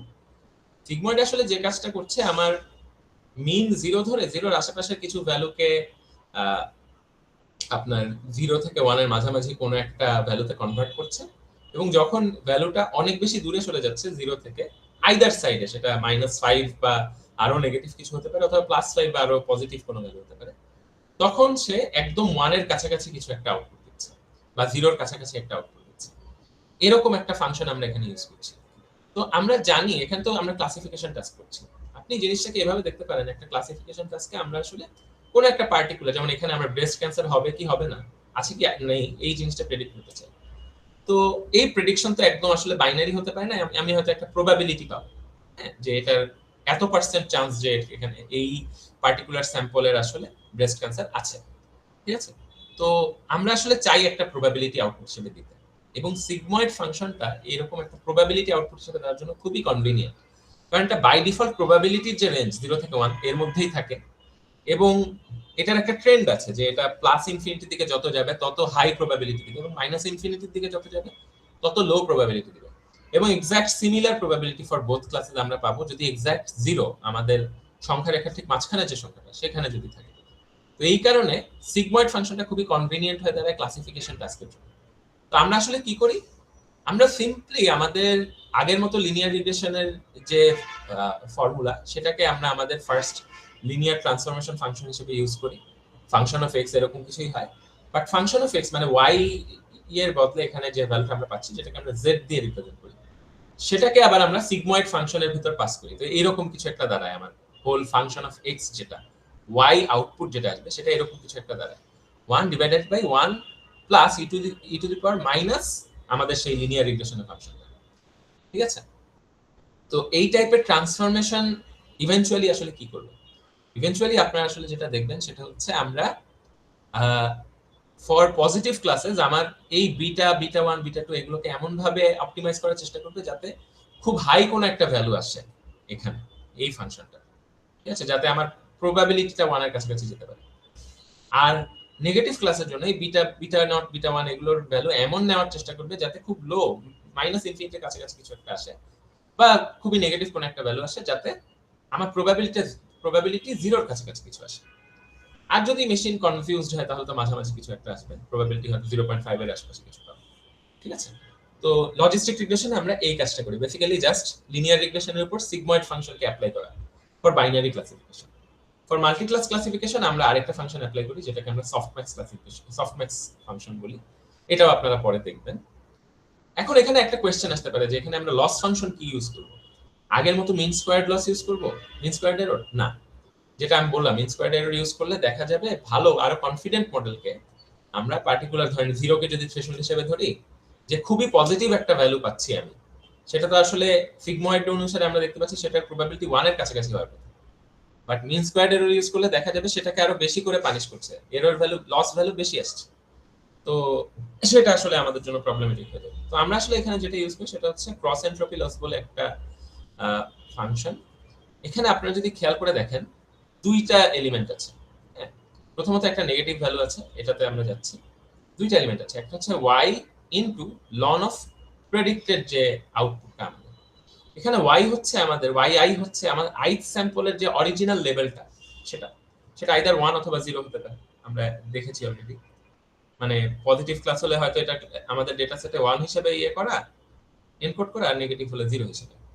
আর এইটা হচ্ছে আমাদের যে প্রবাবিলিটিটা আমরা পেয়েছি, যেটা 0 থেকে 1 এর মধ্যে কোনো একটা ভ্যালু, সেটার যে লগারিদম ভ্যালুটা সেটা আমরা এখানে নিচ্ছি। তো এই দুইটাকে গুণ করার ফলে আমরা আসলে যে জিনিসটা পাই, আমরা আপনারা পরে দেখবেন যে প্রথম কথা হচ্ছে আমাদের ইচ কেসে এই দুইটা এলিমেন্টের মধ্যে যে কোনো একটা অ্যাক্টিভেট হয়, কারণ আমাদের ith এলিমেন্টের যে y ভ্যালুটা সেটা আইদার 0 বা 1, তো এটা যদি 0 হয় তাহলে এই জিনিসটা কিন্তু 0 ইনটু সামথিং, তো এটা বাদ চলে যাচ্ছে, আর যদি এটা 1 হয় তাহলে এই পোরশনটা 1 মাইনাস 1, সো এইটা 0 হয়ে এই পোরশনটা বাদ চলে যাবে, ঠিক আছে? তো যে কোনো একটা অ্যাক্টিভেট হয়, এবং আমরা ক্রস এন্ট্রপি লসটা যদি আপনারা এখানে ক্যালকুলেট করে দেখেন তাহলে দেখবেন যে যদি আপনি ফর এ পজিটিভ ক্লাস আপনার প্রবাবিলিটি যদি 1 এর কাছাকাছি কিছু পান তাহলে হচ্ছে আপনার লস ভ্যালুটা কম আসছে, আর যদি 1 এর থেকে দূরের কিছু পান তাহলে হচ্ছে লস ভ্যালুটা বেশি আসছে। ঠিক আছে, এবং অপোজিট জিনিসটা হচ্ছে নেগেটিভের ক্ষেত্রে।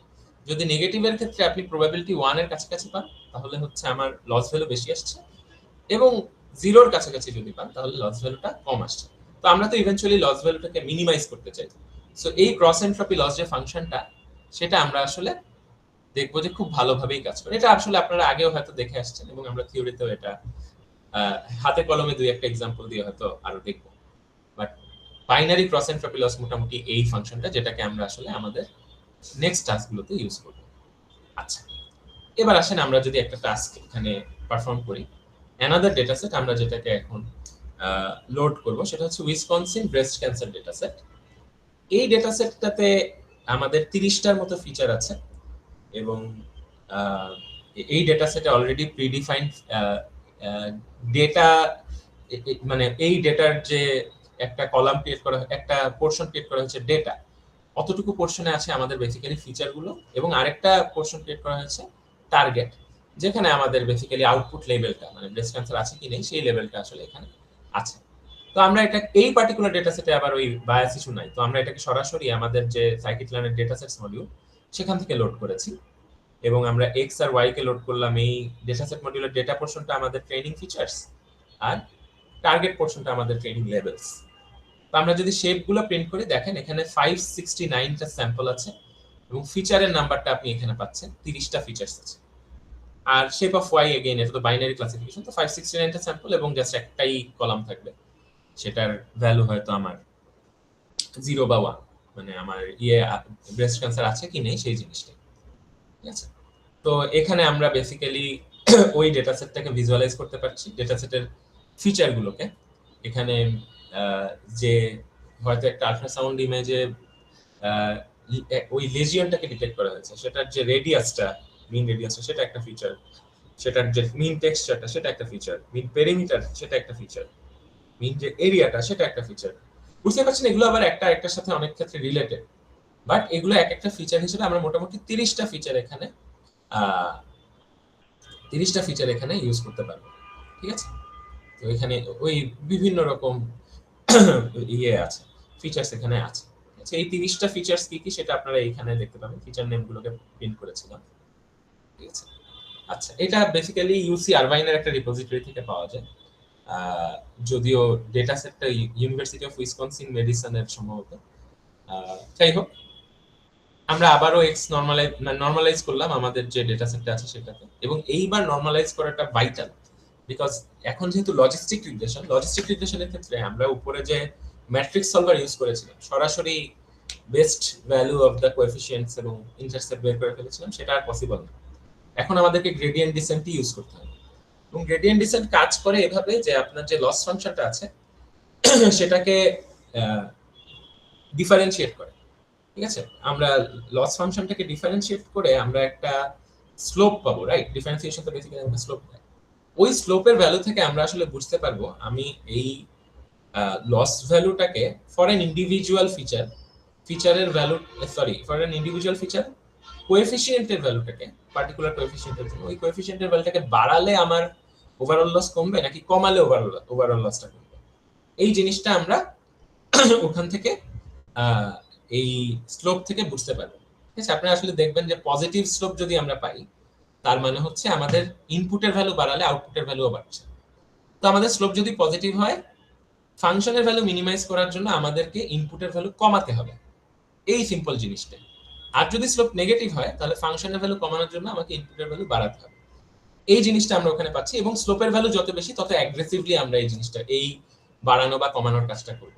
তো গ্রেডিয়েন্ট ডিসেন্টে এই স্লোপটা বের করা হয়, এবং স্লোপের ডিরেকশন অনুযায়ী আমরা আসলে ভ্যালুস গুলোকে একটু আপডেট করি, প্রত্যেকটা কোএফিসিয়েন্টের ভ্যালুগুলোকে একটু আপডেট করি। কতটুকু করে আপডেট করব সেটা ডিপেন্ড করে হচ্ছে স্লোপের ভ্যালু এবং লার্নিং রেট বলে একটা হাইপার প্যারামিটার আছে সেটার উপর।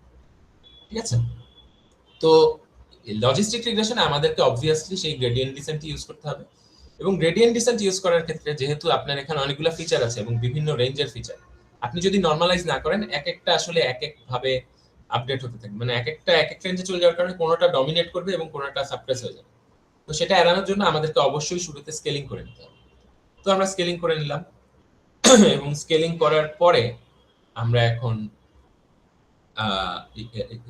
যে ডেটা ফ্রেমটা ক্রিয়েট করেছি ওইখানে প্রথম যে ইয়েটা ফিচার নেমস যেগুলো সেগুলোকে আমরা কলামের নেমটা আমরা এখান থেকে ফিচার নেমস যে একটা ইয়ে ক্রিয়েট করেছিলাম, অ্যারে ক্রিয়েট করেছিলাম, সেখান থেকে নিয়ে নিলাম।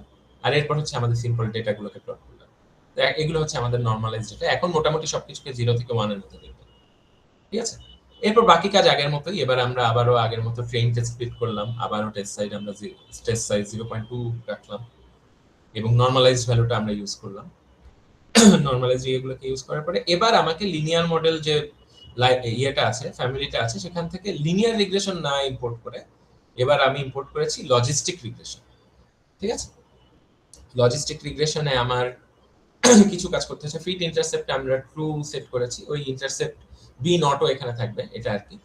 এরপর আমরা এখানে কয়টা ইটারেশন আসলে রান করব সেটা আমরা এখানে দিয়ে দিয়েছি। 100টা ইটারেশন রান করে আমরা আমাদের আউটপুটটা দেখব। এবং আরেকটা ভ্যালু এখানে আছে দেখেন, c = 100। এটা আসলে একটা রেগুলারাইজেশন কোএফিশিয়েন্ট। ঠিক আছে? তো এই ভ্যালুটাকে আসলে ট্রায়াল এন্ড এররের মাধ্যমে ইয়ে করা হয়েছে, মানে চুজ করা হয়েছে। আপনারা নিজেরাও এটাকে টিউন করে দেখতে পারেন যে বেটার রেজাল্ট কখন আসে। ঠিক আছে? তো আমরা মোটামুটি দেখেছি 100 ইউজ করলে এখানে ভালো রেজাল্ট আসে, তো ওইভাবে চুজ করা হয়েছে।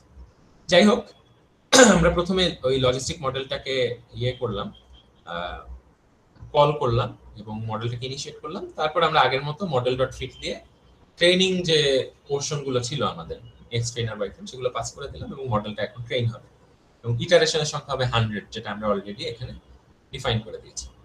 ঠিক আছে? তো এরপরে আমরা আগের মতো আবার টেস্ট সেটের প্রেডিকশন গুলো এখানে বের করে নিলাম। Y predict is equal to model predict. এখানে আমাদের জাস্ট টেস্ট সেটের যে ফিচার্স গুলো সেগুলোকে পাস করতে হয়। করলাম। এখন এটা তো ক্লাসিফিকেশন টাস্ক। ক্লাসিফিকেশন টাস্কে আপনারা জানেন আমরা আগে তো এরর বের করতাম, এখন আমরা সিম্পলি অ্যাকুরেসি বের করতে পারি। আমার যদি 500টা স্যাম্পল থাকে, 500টা স্যাম্পলের মধ্যে কয়টার আউটপুট লেভেল সে কারেক্টলি প্রেডিক্ট করতে পেরেছে সেটাকে ডিভাইডেড বাই টোটাল লেভেলের সংখ্যা, ঠিক আছে, টোটাল স্যাম্পলের সংখ্যা, সেটা হচ্ছে আমাদের অ্যাকুরেসি। তো আমরা সেই অ্যাকুরেসি দিয়েই আসলে খুব ইনটুইটিভ একটা পারফরম্যান্স মেট্রিক আমরা অ্যাকুরেসিকে পারফরম্যান্স মেট্রিক্স হিসেবে আমরা অ্যাকুরেসিকে ইউজ করতে পারি, সেটা আমরা এখানে করলাম। ঠিক আছে? তো ট্রেনিং সেটের জন্য আমরা যে অ্যাকুরেসি পাচ্ছি সেটা 99.34%, বেশ ভালো। এবং টেস্টিং সেটের জন্য আমরা after this logistic regression training আমরা যে অ্যাকুরেসি পাচ্ছি সেটাও বেশ ভালো, 97.368%। যদিও এক্সপেক্টেডলি এটা ট্রেনিং অ্যাকুরেসি থেকে কিছুটা কম, কিছুটা ওভারফিটিং আছে, বাট স্টিল এটা কোয়াইট গুড এনাফ। ঠিক আছে? তো এই হচ্ছে মোটামুটি আমরা লজিস্টিক রিগ্রেশন ইউজ করে কিভাবে সাইকিট লার্নে লজিস্টিক রিগ্রেশন ইউজ করে একটা মডেলকে ট্রেন করতে পারি সেটা আমরা আসলে এখানে দেখলাম আর কি। তো এখানে বেসিক্যালি তবে একটা জিনিস মাথায় রাখতে হবে, আমরা যে অ্যাকুরেসির কথা বলছি, সব সময় যে অ্যাকুরেসি ভালো metric to understand how good A model performs, এটা কিন্তু ট্রু না। মাঝে মাঝে আপনার ডেটা সেট খুবই ইমব্যালেন্সড হবে। ইমব্যালেন্সড মিনস আপনার ধরেন দুইটা ক্লাস আছে, পজিটিভ আর নেগেটিভ। পজিটিভ ক্লাস যেমন ধরেন স্প্যাম ফিল্টারিং এর কাজটা, আপনারা সবাই জিমেইল বা কোনো একটা ইমেইল অ্যাকাউন্ট আপনারা ইউজ করছেন, প্রায় সময় দেখবেন আপনাদের অনেকগুলো ইমেইল হচ্ছে আপনাদের স্প্যাম ফোল্ডারে চলে যায়। তো এই হোল প্রসেসটা কিন্তু একটা মেশিন লার্নিং প্রসেস। এখানে বেসিক্যালি স্প্যাম ইমেইল গুলোর একটা পার্টিকুলার প্যাটার্ন থাকবে, দেখবেন এগুলোর ভাষার। সেই প্যাটার্ন থেকে আসলে আমাদের যে সিস্টেম সেটা মানে সেটা আসলে অটোমেটিক্যালি ধরতে পারে যে এটা হয়তো একটা স্প্যাম ইমেইল। সে একটা হয়তো পার্টিকুলার প্রবাবিলিটি বের করে একটা স্প্যাম ইমেইল হয়, সেটা একটা থ্রেশহোল্ড পাস করলে 70% এর বেশি প্রবাবিলিটি হলে হয়তো সে সেগুলোকে স্প্যাম ফোল্ডারে পাঠিয়ে দেয়। তো এখন এই কাজটা যদি আপনি একটু চিন্তা করেন, আমরা যে ধরনের ইমেইল পাই প্রতিদিন, প্রতি 100টা ইমেইলে হয়তো স্প্যাম বড় জোর 2-3টা হবে। ঠিক আছে? তো ধরেন আপনার কাছে একটা এরকম স্প্যাম ইমেইলের ডেটা সেট আছে যেখানে 10,000 স্যাম্পল আছে, যার মধ্যে মাত্র 100টা হচ্ছে স্প্যাম, বাকি মানে 9,900টা স্যাম্পলই হচ্ছে নট স্প্যাম। তো আমি যদি এমন একটা মডেল ডিজাইন করি যে সব সময় নট স্প্যাম ইয়ে করবে, মানে প্রেডিক্ট করবে কোনো রকম ক্যালকুলেশন ছাড়াই, তাও কিন্তু আমি 99.9% অ্যাকুরেসি পেয়ে যাব। তো সেটা কি একটা ভালো মডেল হলো? হয় না কিন্তু। তো এই ধরনের কেসের জন্য আমরা আসলে অন্য কিছু ইভ্যালুয়েশন মেট্রিক ইউজ করি। এগেইন এটা আমরা দেখবো আমাদের থিওরি ক্লাসে, মিডের পরে আমরা প্রিসিশন, রিকল, F1 স্কোর, এই জিনিসগুলো এবং AUC, ROC এই ভ্যালুগুলো এই ইভ্যালুয়েশন মেট্রিক গুলো ইন ডিটেইল আমরা গো থ্রু করব। আজকের জন্য আমরা আসলে ওই জিনিসটা দেখছি না। হোয়াটএভার, এখানে দেখেন এটা ছিল আমাদের অ্যাকুরেসি নাম্বারস যেগুলো বেশ ভালো, এবং আমরা ইন্টারসেপ্ট গুলো এগেইন ইন্টারসেপ্ট এবং আমার কোএফিসিয়েন্টের ভ্যালুগুলো এগেইন এখানে আমরা প্লট করলাম, এবং আমরা এখানে দেখতে পাচ্ছি যে মোটামুটি এইখানে যেমন সবচেয়ে বেশি আমাদের যে ইনফ্লুয়েন্সিয়াল প্যারামিটার আমরা যেটা পাচ্ছি, ইনফ্লুয়েন্সিয়াল যে ফিচার আমরা পাচ্ছি সেটা হচ্ছে রেডিয়াস এরর কোএফিসিয়েন্ট। যাই হোক, এটা যেহেতু একটা স্পেশালাইজড ডেটা, এটার আসলে খুব একটা ডিপে আমরা যাচ্ছি না। এটার জন্য আমাদের কোন ধরনের ইমেজ আসলে আমরা ইউজ করেছি সেটা থেকে কিছু নলেজ লাগবে, এবং সেখান থেকে আমরা কিছুটা বুঝতে পারবো।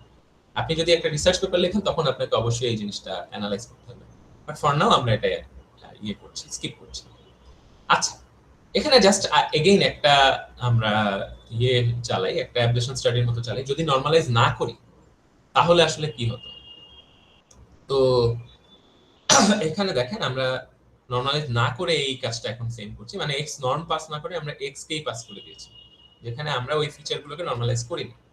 এবার একই রকম আগের কাজগুলোই আমরা যদি করি, এবং দেখেন ম্যাক্সিটার আমরা আরো বেশি দিয়ে দিয়েছি, তারপরেও আমরা ফাইনাল যে অ্যাকুরেসি পাচ্ছি এবার নট আননর্মালাইজ যে ইয়েটা আমাদের ডেটা, সেটার উপর সেটা দিয়ে ট্রেন করে আমরা যে অ্যাকুরেসি পাচ্ছি সেটা কিন্তু both training and testing accuracy আগের থেকে কমে গেছে।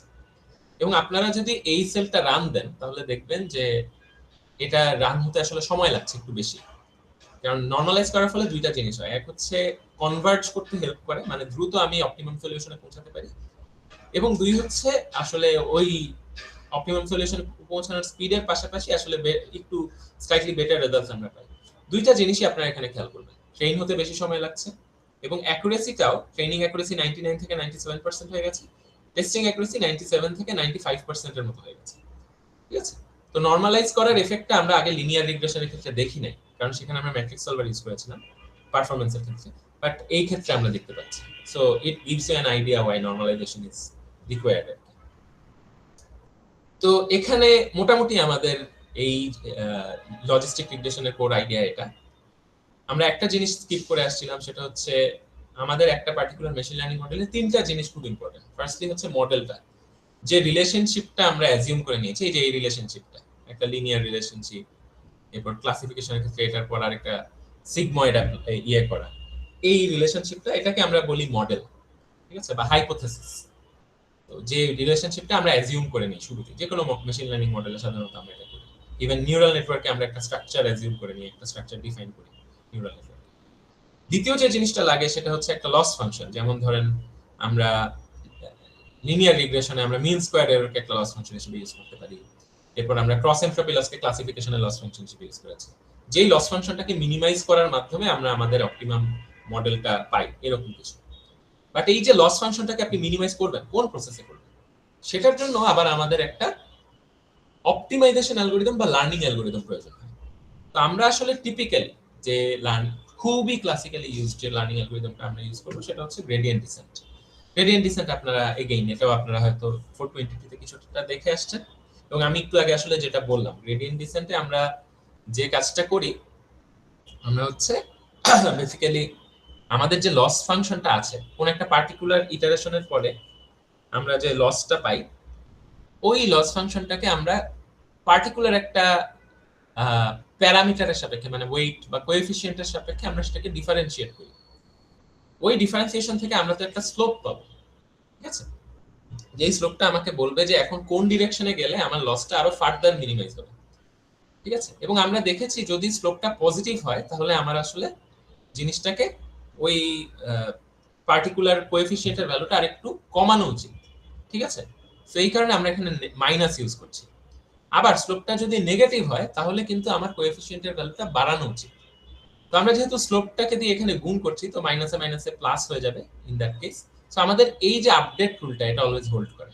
আমরা বেসিক্যালি কি করি গ্রেডিয়েন্ট ডিসেন্টে, প্রতিবার আমরা ওই এক একটা ইটারেশনের পরে আমরা ডেরিভেটিভটা বের করি, স্লোপ পাচ্ছি, ওই স্লোপের উপর বেস করে এবার আমরা নতুন যে কোএফিসিয়েন্ট বা প্যারামিটার যে নতুন ভ্যালু সেটা হবে ওল্ড ভ্যালু মাইনাস সাম আলফা, যেটাকে আমরা লার্নিং রেট বলি, ইনটু আমাদের স্লোপটা ইনটু লস ফাংশনের যে আমাদের যে স্লোপটা আমরা পাচ্ছি লস ফাংশন কে আমরা ডিফারেন্সিয়েট করে যে ভ্যালুটা পাচ্ছি সেটাকে আলফা দিয়ে গুণ করে যে যা পাই সেইটুকু আমরা আসলে বিয়োগ করব আমাদের ওল্ড ভ্যালু থেকে, আগের ইটারেশনের ভ্যালু থেকে। ঠিক আছে, এভাবে প্রতি ইটারেশনেই আমরা আপডেট করতে থাকি এবং এভাবে আপডেট করতে করতে আমরা যে গ্লোবাল মিনিমাম, আমাদের ফাংশনের যে অ্যাবসলিউট মিনিমাম, সেখানে পৌঁছানোর চেষ্টা করি। এমন না যে সবসময় আমরা পৌঁছাতে পারি, বাট আমরা পৌঁছানোর চেষ্টা করি। মাথায় রাখতে হবে আলফা খুবই ইম্পর্টেন্ট একটা প্যারামিটার, এই লার্নিং রেটটা।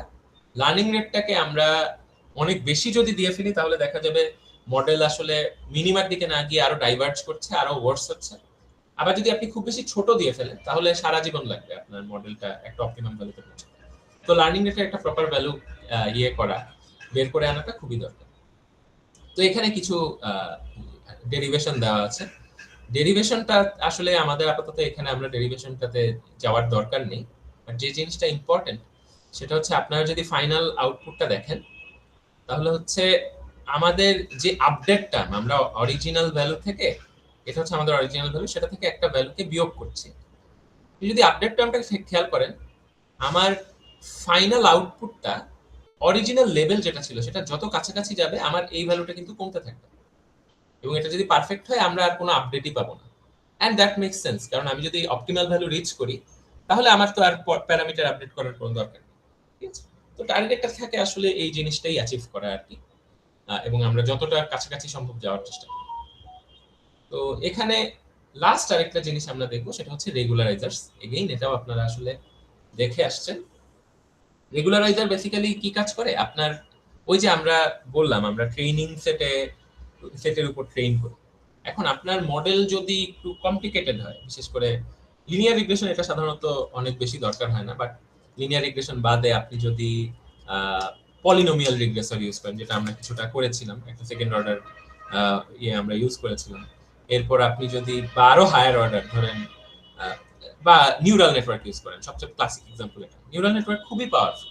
তো সে যেটা করে আসলে, আমি থিওরিতে এই জিনিসটা গ্রাফ দিয়ে দেখাবো, যে নিউরাল নেটওয়ার্ক আসলে যেটা করে যে সে একেবারে ইন্ডিভিজুয়াল ডেটা পয়েন্টগুলোকে মুখস্থ করে ফেলে এবং খুবই কমপ্লেক্স একটা রিগ্রেশন লাইন ক্রিয়েট করে। তো এটা তখন আমাদেরকে যেটা দেয় যে আমরা ট্রেনিং সেটের উপর যদি পারফরমেন্স ইভ্যালুয়েট করি খুবই ভালো একটা পারফরমেন্স পাই, এবং ওইটার উপর বেস করেই কিন্তু আমাদের লস ফাংশনটাকে মিনিমাইজ করা হচ্ছে। তো আমরা লস ফাংশনের ভ্যালুটাও খুবই লো একটা ভ্যালু পাবো। কিন্তু আমি যখন সেম মডেলটাকে একটা আনসিন ডেটার উপর, আমার টেস্ট সেট বা কোনো আনসিন রিয়েল লাইফ ডেটার উপর রান করতে যাব, দেখা যাবে লস ভ্যালুটা অনেক বেশি বেড়ে গেছে। এটার কারণ হচ্ছে আমার মডেল আসলে লার্ন করেছে যে জিনিসগুলো, সেগুলো হচ্ছে হয়তো আউটলায়ারের একটা প্যাটার্ন কিংবা নয়েজ কিংবা র্যান্ডম ভ্যারিয়েশন, যেগুলো আসলে আমার যে মেইন ট্রেন্ডটা, আমার যে কোর প্যাটার্নটা, সেটার জন্য ইম্পর্টেন্ট ছিল না। ঠিক আছে, বরং এগুলো আরো বেশি এরর বাড়িয়ে দেওয়ার কাজ করছে, আমার মডেলটাকে আরো বেশি আনস্টেবল করছে। তো ওই জিনিসটাকে কাউন্টার করার একটা ওয়ে হচ্ছে রেগুলারাইজেশন। রেগুলারাইজেশন আমাদেরকে যেটা করে, আমরা যেহেতু লস ফাংশনটাকেই মিনিমাইজ করব, রেগুলারাইজেশন এখানে একটা পেনাল্টি টার্ম অ্যাড করে। এই পেনাল্টি টার্মের কাজ হচ্ছে আমার যে ইন্ডিভিজুয়াল কোএফিসিয়েন্ট গুলো আছে, এখানে ডব্লিউ দিয়ে কোএফিসিয়েন্ট গুলোকে বোঝানো হচ্ছে, যেমন এই যে b1 b2 b3 বা ইভেন ইন্টারসেপ্টর, এই ভ্যালুগুলো, এই ইন্ডিভিজুয়াল কোএফিসিয়েন্ট গুলোকে সে খুব বেশি বাড়তে দেয় না। খুব বেশি বাড়লে কি সমস্যা, এই কোএফিসিয়েন্ট গুলো আসলে যত বেশি বাড়বে, আপনি এগুলোকে যত বেশি ছুট দিবেন, যেটাকে বলা হয় যত বেশি ছাড় দিবেন, তত আসলে এই কোএফিসিয়েন্ট গুলো আপনার মডেলটাকে কমপ্লেক্স বানাতে পারে। ঠিক আছে, একটা কমপ্লেক্স প্যাটার্ন ক্রিয়েট করতে পারে, বিশেষ করে নিউরাল নেটওয়ার্কের মতো মডেলগুলোতে। তো আমরা আসলে এগুলোকে মোটামুটি একটা রেঞ্জের মধ্যে রাখতে পারলে মডেলের যে কমপ্লেক্সিটি সেটাকে আমরা কন্টেইন করতে পারবো। আর মডেলের কমপ্লেক্সিটিকে কন্টেইন করতে পারলে মডেল শুধু যেটা সবচেয়ে অবভিয়াস প্যাটার্ন সেটাতে ফোকাস করবে। ঠিক আছে, তো আমরা আসলে যেটা করছি, আমরা একটা পেনাল্টি টার্ম অ্যাড করছি, এবং এখানে তখন একটা টু ওয়ে সিচুয়েশন ক্রিয়েট হচ্ছে। একদিকে মডেলটা চেষ্টা করবে এই বেস লসটাকে কমাতে, যাতে অ্যাবসলিউট মিনিমাম যে লসটা সেটা আমরা অ্যাচিভ করতে পারি যে কোনো প্যারামিটার ভ্যালু ইউজ করে। But at the same time আপনি ওই প্যারামিটার ভ্যালুকে খুব বেশি বাড়াতে পারবেন না, কারণ সেটাতেও আবার লস এই পাশে বেড়ে যাচ্ছে। ঠিক আছে, তো এখন যে কাজটা করার চেষ্টা করবে রেগুলারাইজ যে লস ফাংশন, সেটাতে আসলে যে মডেলগুলো যে কাজটা করার চেষ্টা করে, প্যারামিটারের ভ্যালুগুলোকে মোটামুটি একটা রেঞ্জের মধ্যে রেখে, মোটামুটি কম ভ্যালুর মধ্যে রেখে লসটাকে যতটা সম্ভব কমানো যায়। এবং এটা মডেলের ওভারঅল কমপ্লেক্সিটি বা আরো স্পেসিফিক্যালি যদি বলি ওভারঅল ভ্যারিয়েন্সটা কমায়। এবং মডেলের ভ্যারিয়েন্স কমলে খুবই স্বাভাবিকভাবেই আমার যে ট্রেনিং স্যাম্পলগুলোর উপর যে ওভার ডিপেন্ডেন্স সেটাও কমে যাবে। এবং এই জিনিসটা কি আসলে ওভারফিটিং বলে, যদি আপনার ট্রেনিং স্যাম্পলের উপর বেশি বেশি ডিপেন্ডেন্ট হয়ে যায়, সেগুলো ছোটখাটো নয়েজগুলোকেও লার্ন করে বাট আনসিন ডেটাতে ফেইল করে, আমরা সেটাকে ওভারফিটিং বলি। বাট এই রেগুলারাইজেশনের মাধ্যমে আমরা সেই ওভারফিটিংটাকে টু সাম এক্সটেন্ট কমাতে পারি। ঠিক আছে, এবং এটা খুবই ওয়াইডলি ইউজড কিছু জিনিস এই overfitting। তো আমরা দুই ধরনের রেগুলারাইজেশন সাধারণত ইউজ করি। একটা হচ্ছে লগ L1 রেগুলারাইজেশন, যেটা আপনারা এখানে দেখতে পাচ্ছেন। আমাদের L1 রেগুলারাইজেশনে সিম্পলি আমার সবগুলো প্যারামিটার যেগুলো ছিল, সবগুলো কোএফিসিয়েন্ট এবং ইন্টারসেপ্ট, সেগুলোর যোগফলটা আমি মানে লস ভ্যালুতে অ্যাড করে দিচ্ছি with multiplying by factor of lambda. এটাকে রেগুলারাইজেশন প্যারামিটার বলে। ঠিক আছে, তো আপনি যদি বেশি রেগুলারাইজেশন চান ল্যামডার ভ্যালু বাড়িয়ে দিবেন, কম চাইলে কমিয়ে দিবেন, এটাই। তো এখানে দেখতেই পাচ্ছেন যে এই প্যারামিটার ভ্যালু আসলে যত বাড়বে তত আমার লস ভ্যালুও বেড়ে যাওয়ার একটা সম্ভাবনা আছে। তো ওই জিনিসটাকে মাথায় রেখে, ওই জিনিসটাকে মেইনটেইন করেই আসলে তখন আমার ওভারঅল লস ফাংশনটাকে মিনিমাইজ করা হবে। আরেকটা অপশন হচ্ছে L2 রেগুলারাইজেশন। এই কেসে আবার আমরা অ্যাবসলিউট ভ্যালুর সামেশন গুলো না নিয়ে আমরা এখানে স্কোয়ার্ড সামেশনটা, ঠিক আছে। এখন দুইটার দুই রকম ইউজেজ আছে। আসলে যদি আমরা এমন চাই যে আমরা অনেকগুলো আনইম্পর্টেন্ট ফিচারকে কমপ্লিটলি বাদ দিয়ে দিব, তাদের কোএফিসিয়েন্টকে 0 করে দিব, সেই ক্ষেত্রে আমরা সাধারণত L1 রেগুলারাইজেশন ইউজ করি। এই রেগুলারাইজারটা ওই কাজটা করতে পারে। বাট যদি আমি ওইরকম না চাই, যে আমি সবগুলোরই মোটামুটি একটা কন্ট্রিবিউশন যদি থাকে সেগুলোকে ক্যাপচার করতে চাই, তখন আমরা L2 রেগুলারাইজেশন ইউজ করি। ঠিক আছে, আর যেটা বললাম এই ল্যামডা টার্মটা আসলে সেই হাইপার প্যারামিটার যেটা হচ্ছে কতটুকু এই ওয়েট রিডাকশনটা কত এক্সট্রিমলি হবে সেটাকে কন্ট্রোল করে। আপনি অনেক বেশি ল্যামডা ইউজ করলে এত বেশি মানে কনস্ট্রেন্ট ইম্পোজ করবে যে আসলে আপনার লার্নিংই ঠিকমতো হবে না। আবার ল্যামডার ভ্যালু একেবারে কম হলে বা 0 হলে তখন হয়তো আপনি কোনো রেগুলারাইজেশনই অ্যাড করলেন না, তো ওভারফিটিং হবে। তো আমাদেরকে মাঝামাঝি কোনো একটা কনসেনসাসে পৌঁছাতে হয়। তো আমরা রেগুলারাইজেশন অ্যাড করতে পারি এখানে। আসলে ওই রেগুলারাইজেশনটা অ্যাড করার পরে আমরা যে জিনিসটা পাচ্ছি এটা আসলে ঠিক আমি বলবো যে নট এক্স্যাক্টলি হোয়াট হ্যাপেন্স। এখানে একটু জোর করে জিনিসটা করা হয়েছে। বেসিক্যালি এখানে যেটা দেখানো হয়েছে যে আমি আমার ইনপুট যে ফিচারগুলো আছে সেটার ভ্যালুর উপর বেস করে তো আমার আউটপুটটা চেঞ্জ হচ্ছিল। তো রেগুলারাইজেশন অ্যাড করার পরে আউটপুটের চেঞ্জের যে পরিমাণটা, যেটা স্লোপ দিয়ে রিপ্রেজেন্ট করা হয়েছে এখানে, সেই চেঞ্জটা আসলে একটু কম হচ্ছে, এই জিনিসটা দেখানোর চেষ্টা করা হয়েছে। বাট এটা আসলে ঠিক এখানে একটু ট্রিক করে করা হয়েছে। এটা এভাবে ভিজুয়ালাইজ করাটা কঠিন আর কি। বেটার ভিজুয়ালাইজ করা যেত যদি নিউরাল নেটওয়ার্কের মডেল আমরা দেখাতাম। যাই হোক, সেটা আমরা পরে ইভেন্চুয়ালি দেখব।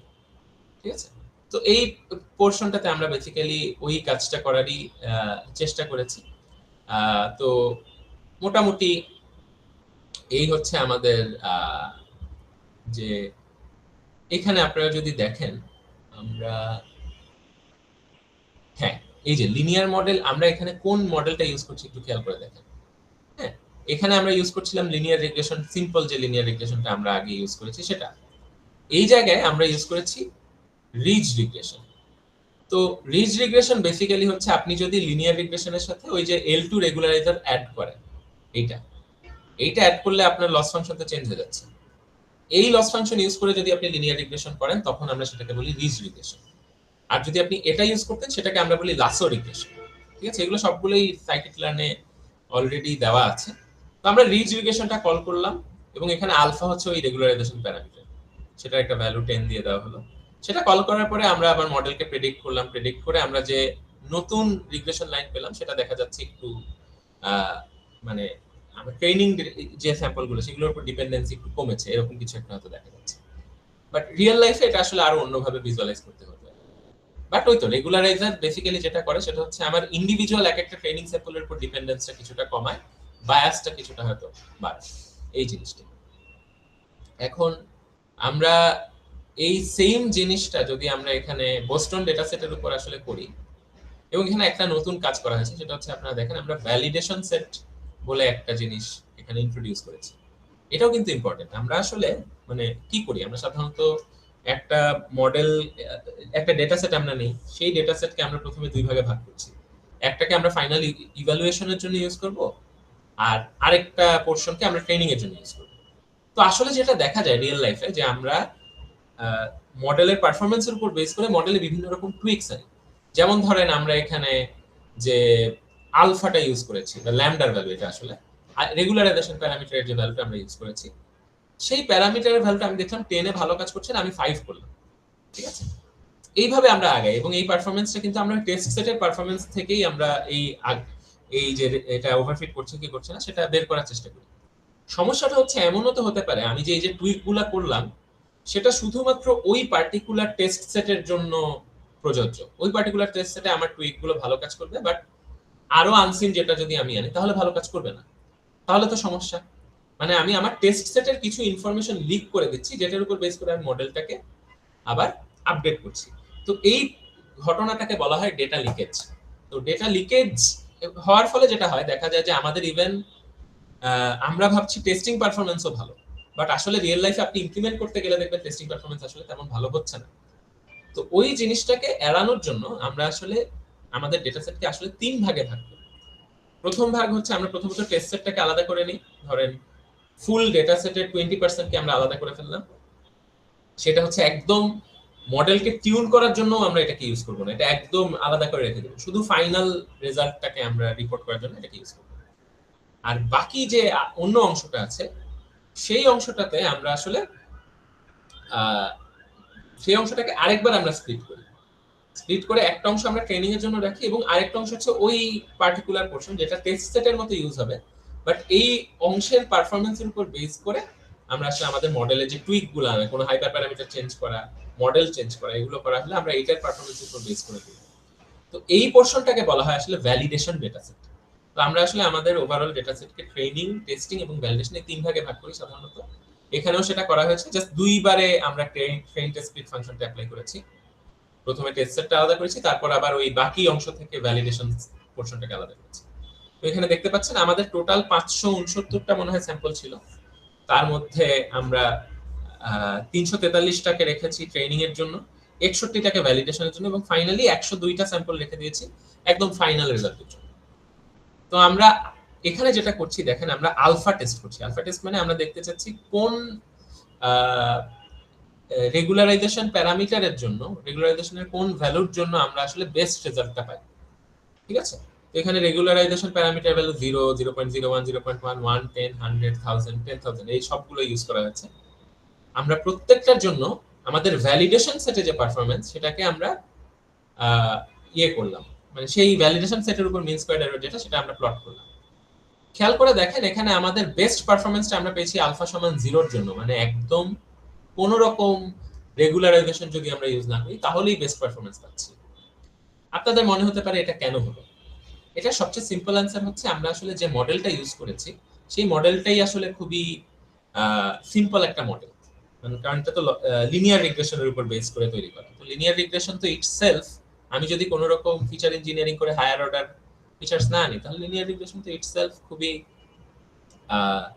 সিম্পল একটা মডেল। এখানে তো খুব হাই ভ্যারিয়েশন বা খুব কমপ্লেক্স কোনো কিছু ক্যাপচার করা পসিবলই না। তো এই কারণে লিনিয়ার রিগ্রেশন আসলে ফার্দার যে রেগুলারাইজেশন সেটার খুব একটা দরকার হয় না এবং সেটাই আমরা এখানে দেখছি। আমার আলফা ভ্যালু যত কম তত আসলে বেটার পারফরম্যান্স আমরা পেয়েছি। তো এই ধরনের কেসে আমরা আসলে হয়তো ওই আলফা ভ্যালু 0টাকেই চুজ করে নিব। সো আমরা ফাইনাল যে মডেলটা সেটাতে আমরা কি করলাম, আমরা রিগ্রেশনই করলাম বাট আলফার ভ্যালু 0 দিলাম। বেসিক্যালি আমরা এখানে লিনিয়ার রিগ্রেশন করার মতো ব্যাপার হচ্ছে। এরপর আমরা ফাইনাল মডেলটা প্রেডিক্ট করলাম এবং ট্রেনিং ডেটা এবং টেস্ট ডেটায় আমাদের মিন স্কয়ার যে এররগুলো দেখছেন সেগুলো দেখেন। একটা হচ্ছে 22 আসছে for training data mean square error এবং mean square error for testing data আমরা পেয়েছি 24। এখন আপনি একটু ভালো করে খেয়াল করলে দেখবেন আমরা আগে যখন লিনিয়ার রিগ্রেশন করেছিলাম সেম ডেটা সেটে তখন আমরা আরেকটু বেটার আউটপুট পেয়েছিলাম। কেউ কি বলতে পারবেন ঠিক কি কারণে এখন পারফরম্যান্সটা একটু ওয়ার্স হয়েছে আগের থেকে? আগে 21 আর 23 পেয়েছিলাম, এখন লস একটু বেড়ে এরর একটু বেড়ে 22 আর 24 হচ্ছে। এটা কেন হয়েছে বলতে পারবেন? এনিওয়ান?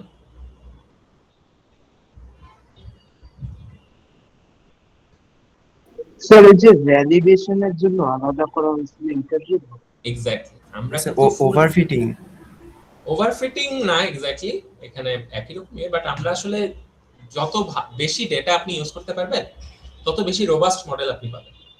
এখন সমস্যা হচ্ছে আমরা ভ্যালিডেশনের জন্য আবার আরো 61টা স্যাম্পলকে বাদ দিয়েছি না আমাদের ট্রেনিং সেট থেকে, যেটা আমরা আগে করি নাই।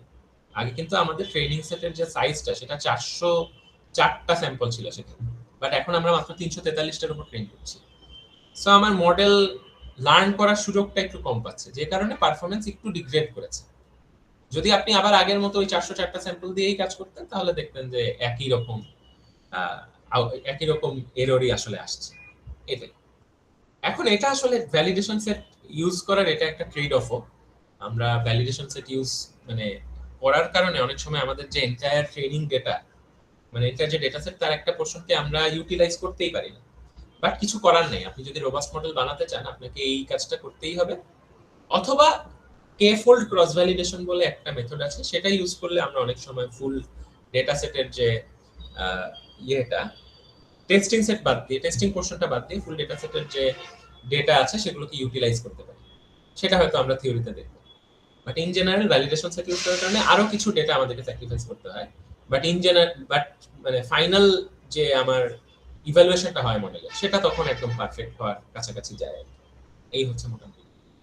তো এই ছিল মোটামুটি আমাদের আজকের ল্যাব। আজকে আমরা জাস্ট আপনাদের আগের পড়া জিনিসপত্রই, linear regression, logistic regression, model কিভাবে কাজ করছে, লস ফাংশন কি, গ্রেডিয়েন্ট ডিসেন্টের একটা ছোটখাটো আইডিয়া, যদিও আমরা এটা অনেক ডিপলি কভার করবো থিওরিতে। এই জিনিসগুলো আমরা দেখলাম, রেগুলারাইজেশন দেখলাম। তো আমাদের আসলে ইমেজ প্রসেসিং কোর্সে এই পার্টিকুলার পোর্শনগুলো লাগে কেন? আমরা ইভেন্চুয়ালি আমরা ইমেজেস ইউজ করে ট্রেনিং সেট হিসেবে অনেক ইমেজিং ডেটা সেট ইউজ করে আমরা কিছু টাস্ক আমরা করব। সবচেয়ে সিম্পল এক্সাম্পল হচ্ছে আমরা ইমেজ ক্লাসিফিকেশন টাস্ক করব। যেমন এখানে আপনারা একটা ডেটা সেট দেখেছেন, Wisconsin breast cancer data set. Similar data set আপনারা হয়তো দেখবেন, যেমন ব্রেস্ট আল্ট্রাসাউন্ড ইমেজের একটা ডেটা সেট আছে, ওইটাতে আমরা প্রেডিক্ট করার চেষ্টা করি সরাসরি ইমেজ থেকে। সেখানে আমাদের এরকম ট্যাবুলার ডেটা থাকে না, সরাসরি ইমেজ থেকে আমরা প্রেডিক্ট করার চেষ্টা করি যে ওই পার্টিকুলার ইমেজটা যে পেশেন্টের তার আসলে ব্রেস্ট ক্যান্সার আছে কি নাই, এবং তার যদি ব্রেস্টে লিজিয়ন থাকে সেটা আসলে কি ধরনের, ম্যালিগন্যান্ট নাকি বিনাইন নাকি আসলে লিজিয়নই নেই, এর নর্মাল আর কি। তো এই রকম ক্লাসিফিকেশন টাস্ক আমাদের লার্ন করতে হবে, ইমেজ থেকে সরাসরি লার্ন করা। এই জিনিসটা আমরা ইভেন্চুয়ালি ওইদিকে আগাবো। বাট সেটা বোঝার জন্য, ওইটার জন্য আমরা যে ধরনের বিশেষ করে নিউরাল নেটওয়ার্ক আমরা ইউজ করি, সেই নিউরাল নেটওয়ার্ক বোঝার জন্য আমাদের আগে লিনিয়ার, লজিস্টিক রিগ্রেশন এগুলো বুঝতে হবে। মেশিন লার্নিং ওইটাও বেসিক্যালি মেশিন লার্নিং। ওইখানে আমরা আমাদের ডেটাটা হচ্ছে এরকম স্ট্রাকচার ডেটা না, ইমেজ হবে, সেই ইমেজ থেকে আমরা প্যাটার্ন খুঁজে বের করার চেষ্টা করবো এবং সেটার উপর বেস করে ডিসিশন মেক করার চেষ্টা করবো। তো সেগুলো বোঝার জন্য আমাদের আসলে লিনিয়ার, লজিস্টিক রিগ্রেশনের থিওরি বোঝাটা ইম্পর্টেন্ট, যেটা আমরা আজকে কিছুটা দেখলাম। আমরা কিভাবে লিনিয়ার এবং logistic regression scikit learning implement করে সেগুলো দেখলাম, খুবই সিম্পল আসলে। এবং আমরা পরে এই থিওরিটা আরো বেশি ডিপলি কভার করবো আমাদের থিওরি যে লেকচারস গুলো আসবে মিডের পরে সেখানে। তো কারো কোনো কোয়েশ্চেন আছে এই রিলেটেড আজকে যা যা দেখলেন এগুলোতে? এই মেশিন লার্নিং পোর্শনটা বেশ rich, at the same time এখানে অনেক অনেক ইনফরমেশন থাকবে। আপনারা বিশেষ করে শেষের দিকে অনেক নতুন নতুন কিছু হয়তো দেখবেন, এগুলো একটু পুরানো মনে হলো। আপনাদের যতটা পারেন যদি মানে আন্ডারস্ট্যান্ডিংটা ক্লিয়ার করতে পারেন, তাহলে আপনাদের ফিউচারে এই রিলেটেড কোনো প্রজেক্ট যদি আপনারা করেন, থিসিস করেন, সেগুলোতে হেল্প হবে। কারো কি কোনো কোয়েশ্চেন আছে? আচ্ছা, প্রবাবলি কোয়েশ্চেনস নেই। তো আজকে তাহলে এই পর্যন্তই। আপনাদেরকে টাস্কটা শেয়ার করা হয়ে গেছে। আপনাদের কাজ হবে 5টার মধ্যে ওই ফর্মে টাস্কটা সাবমিট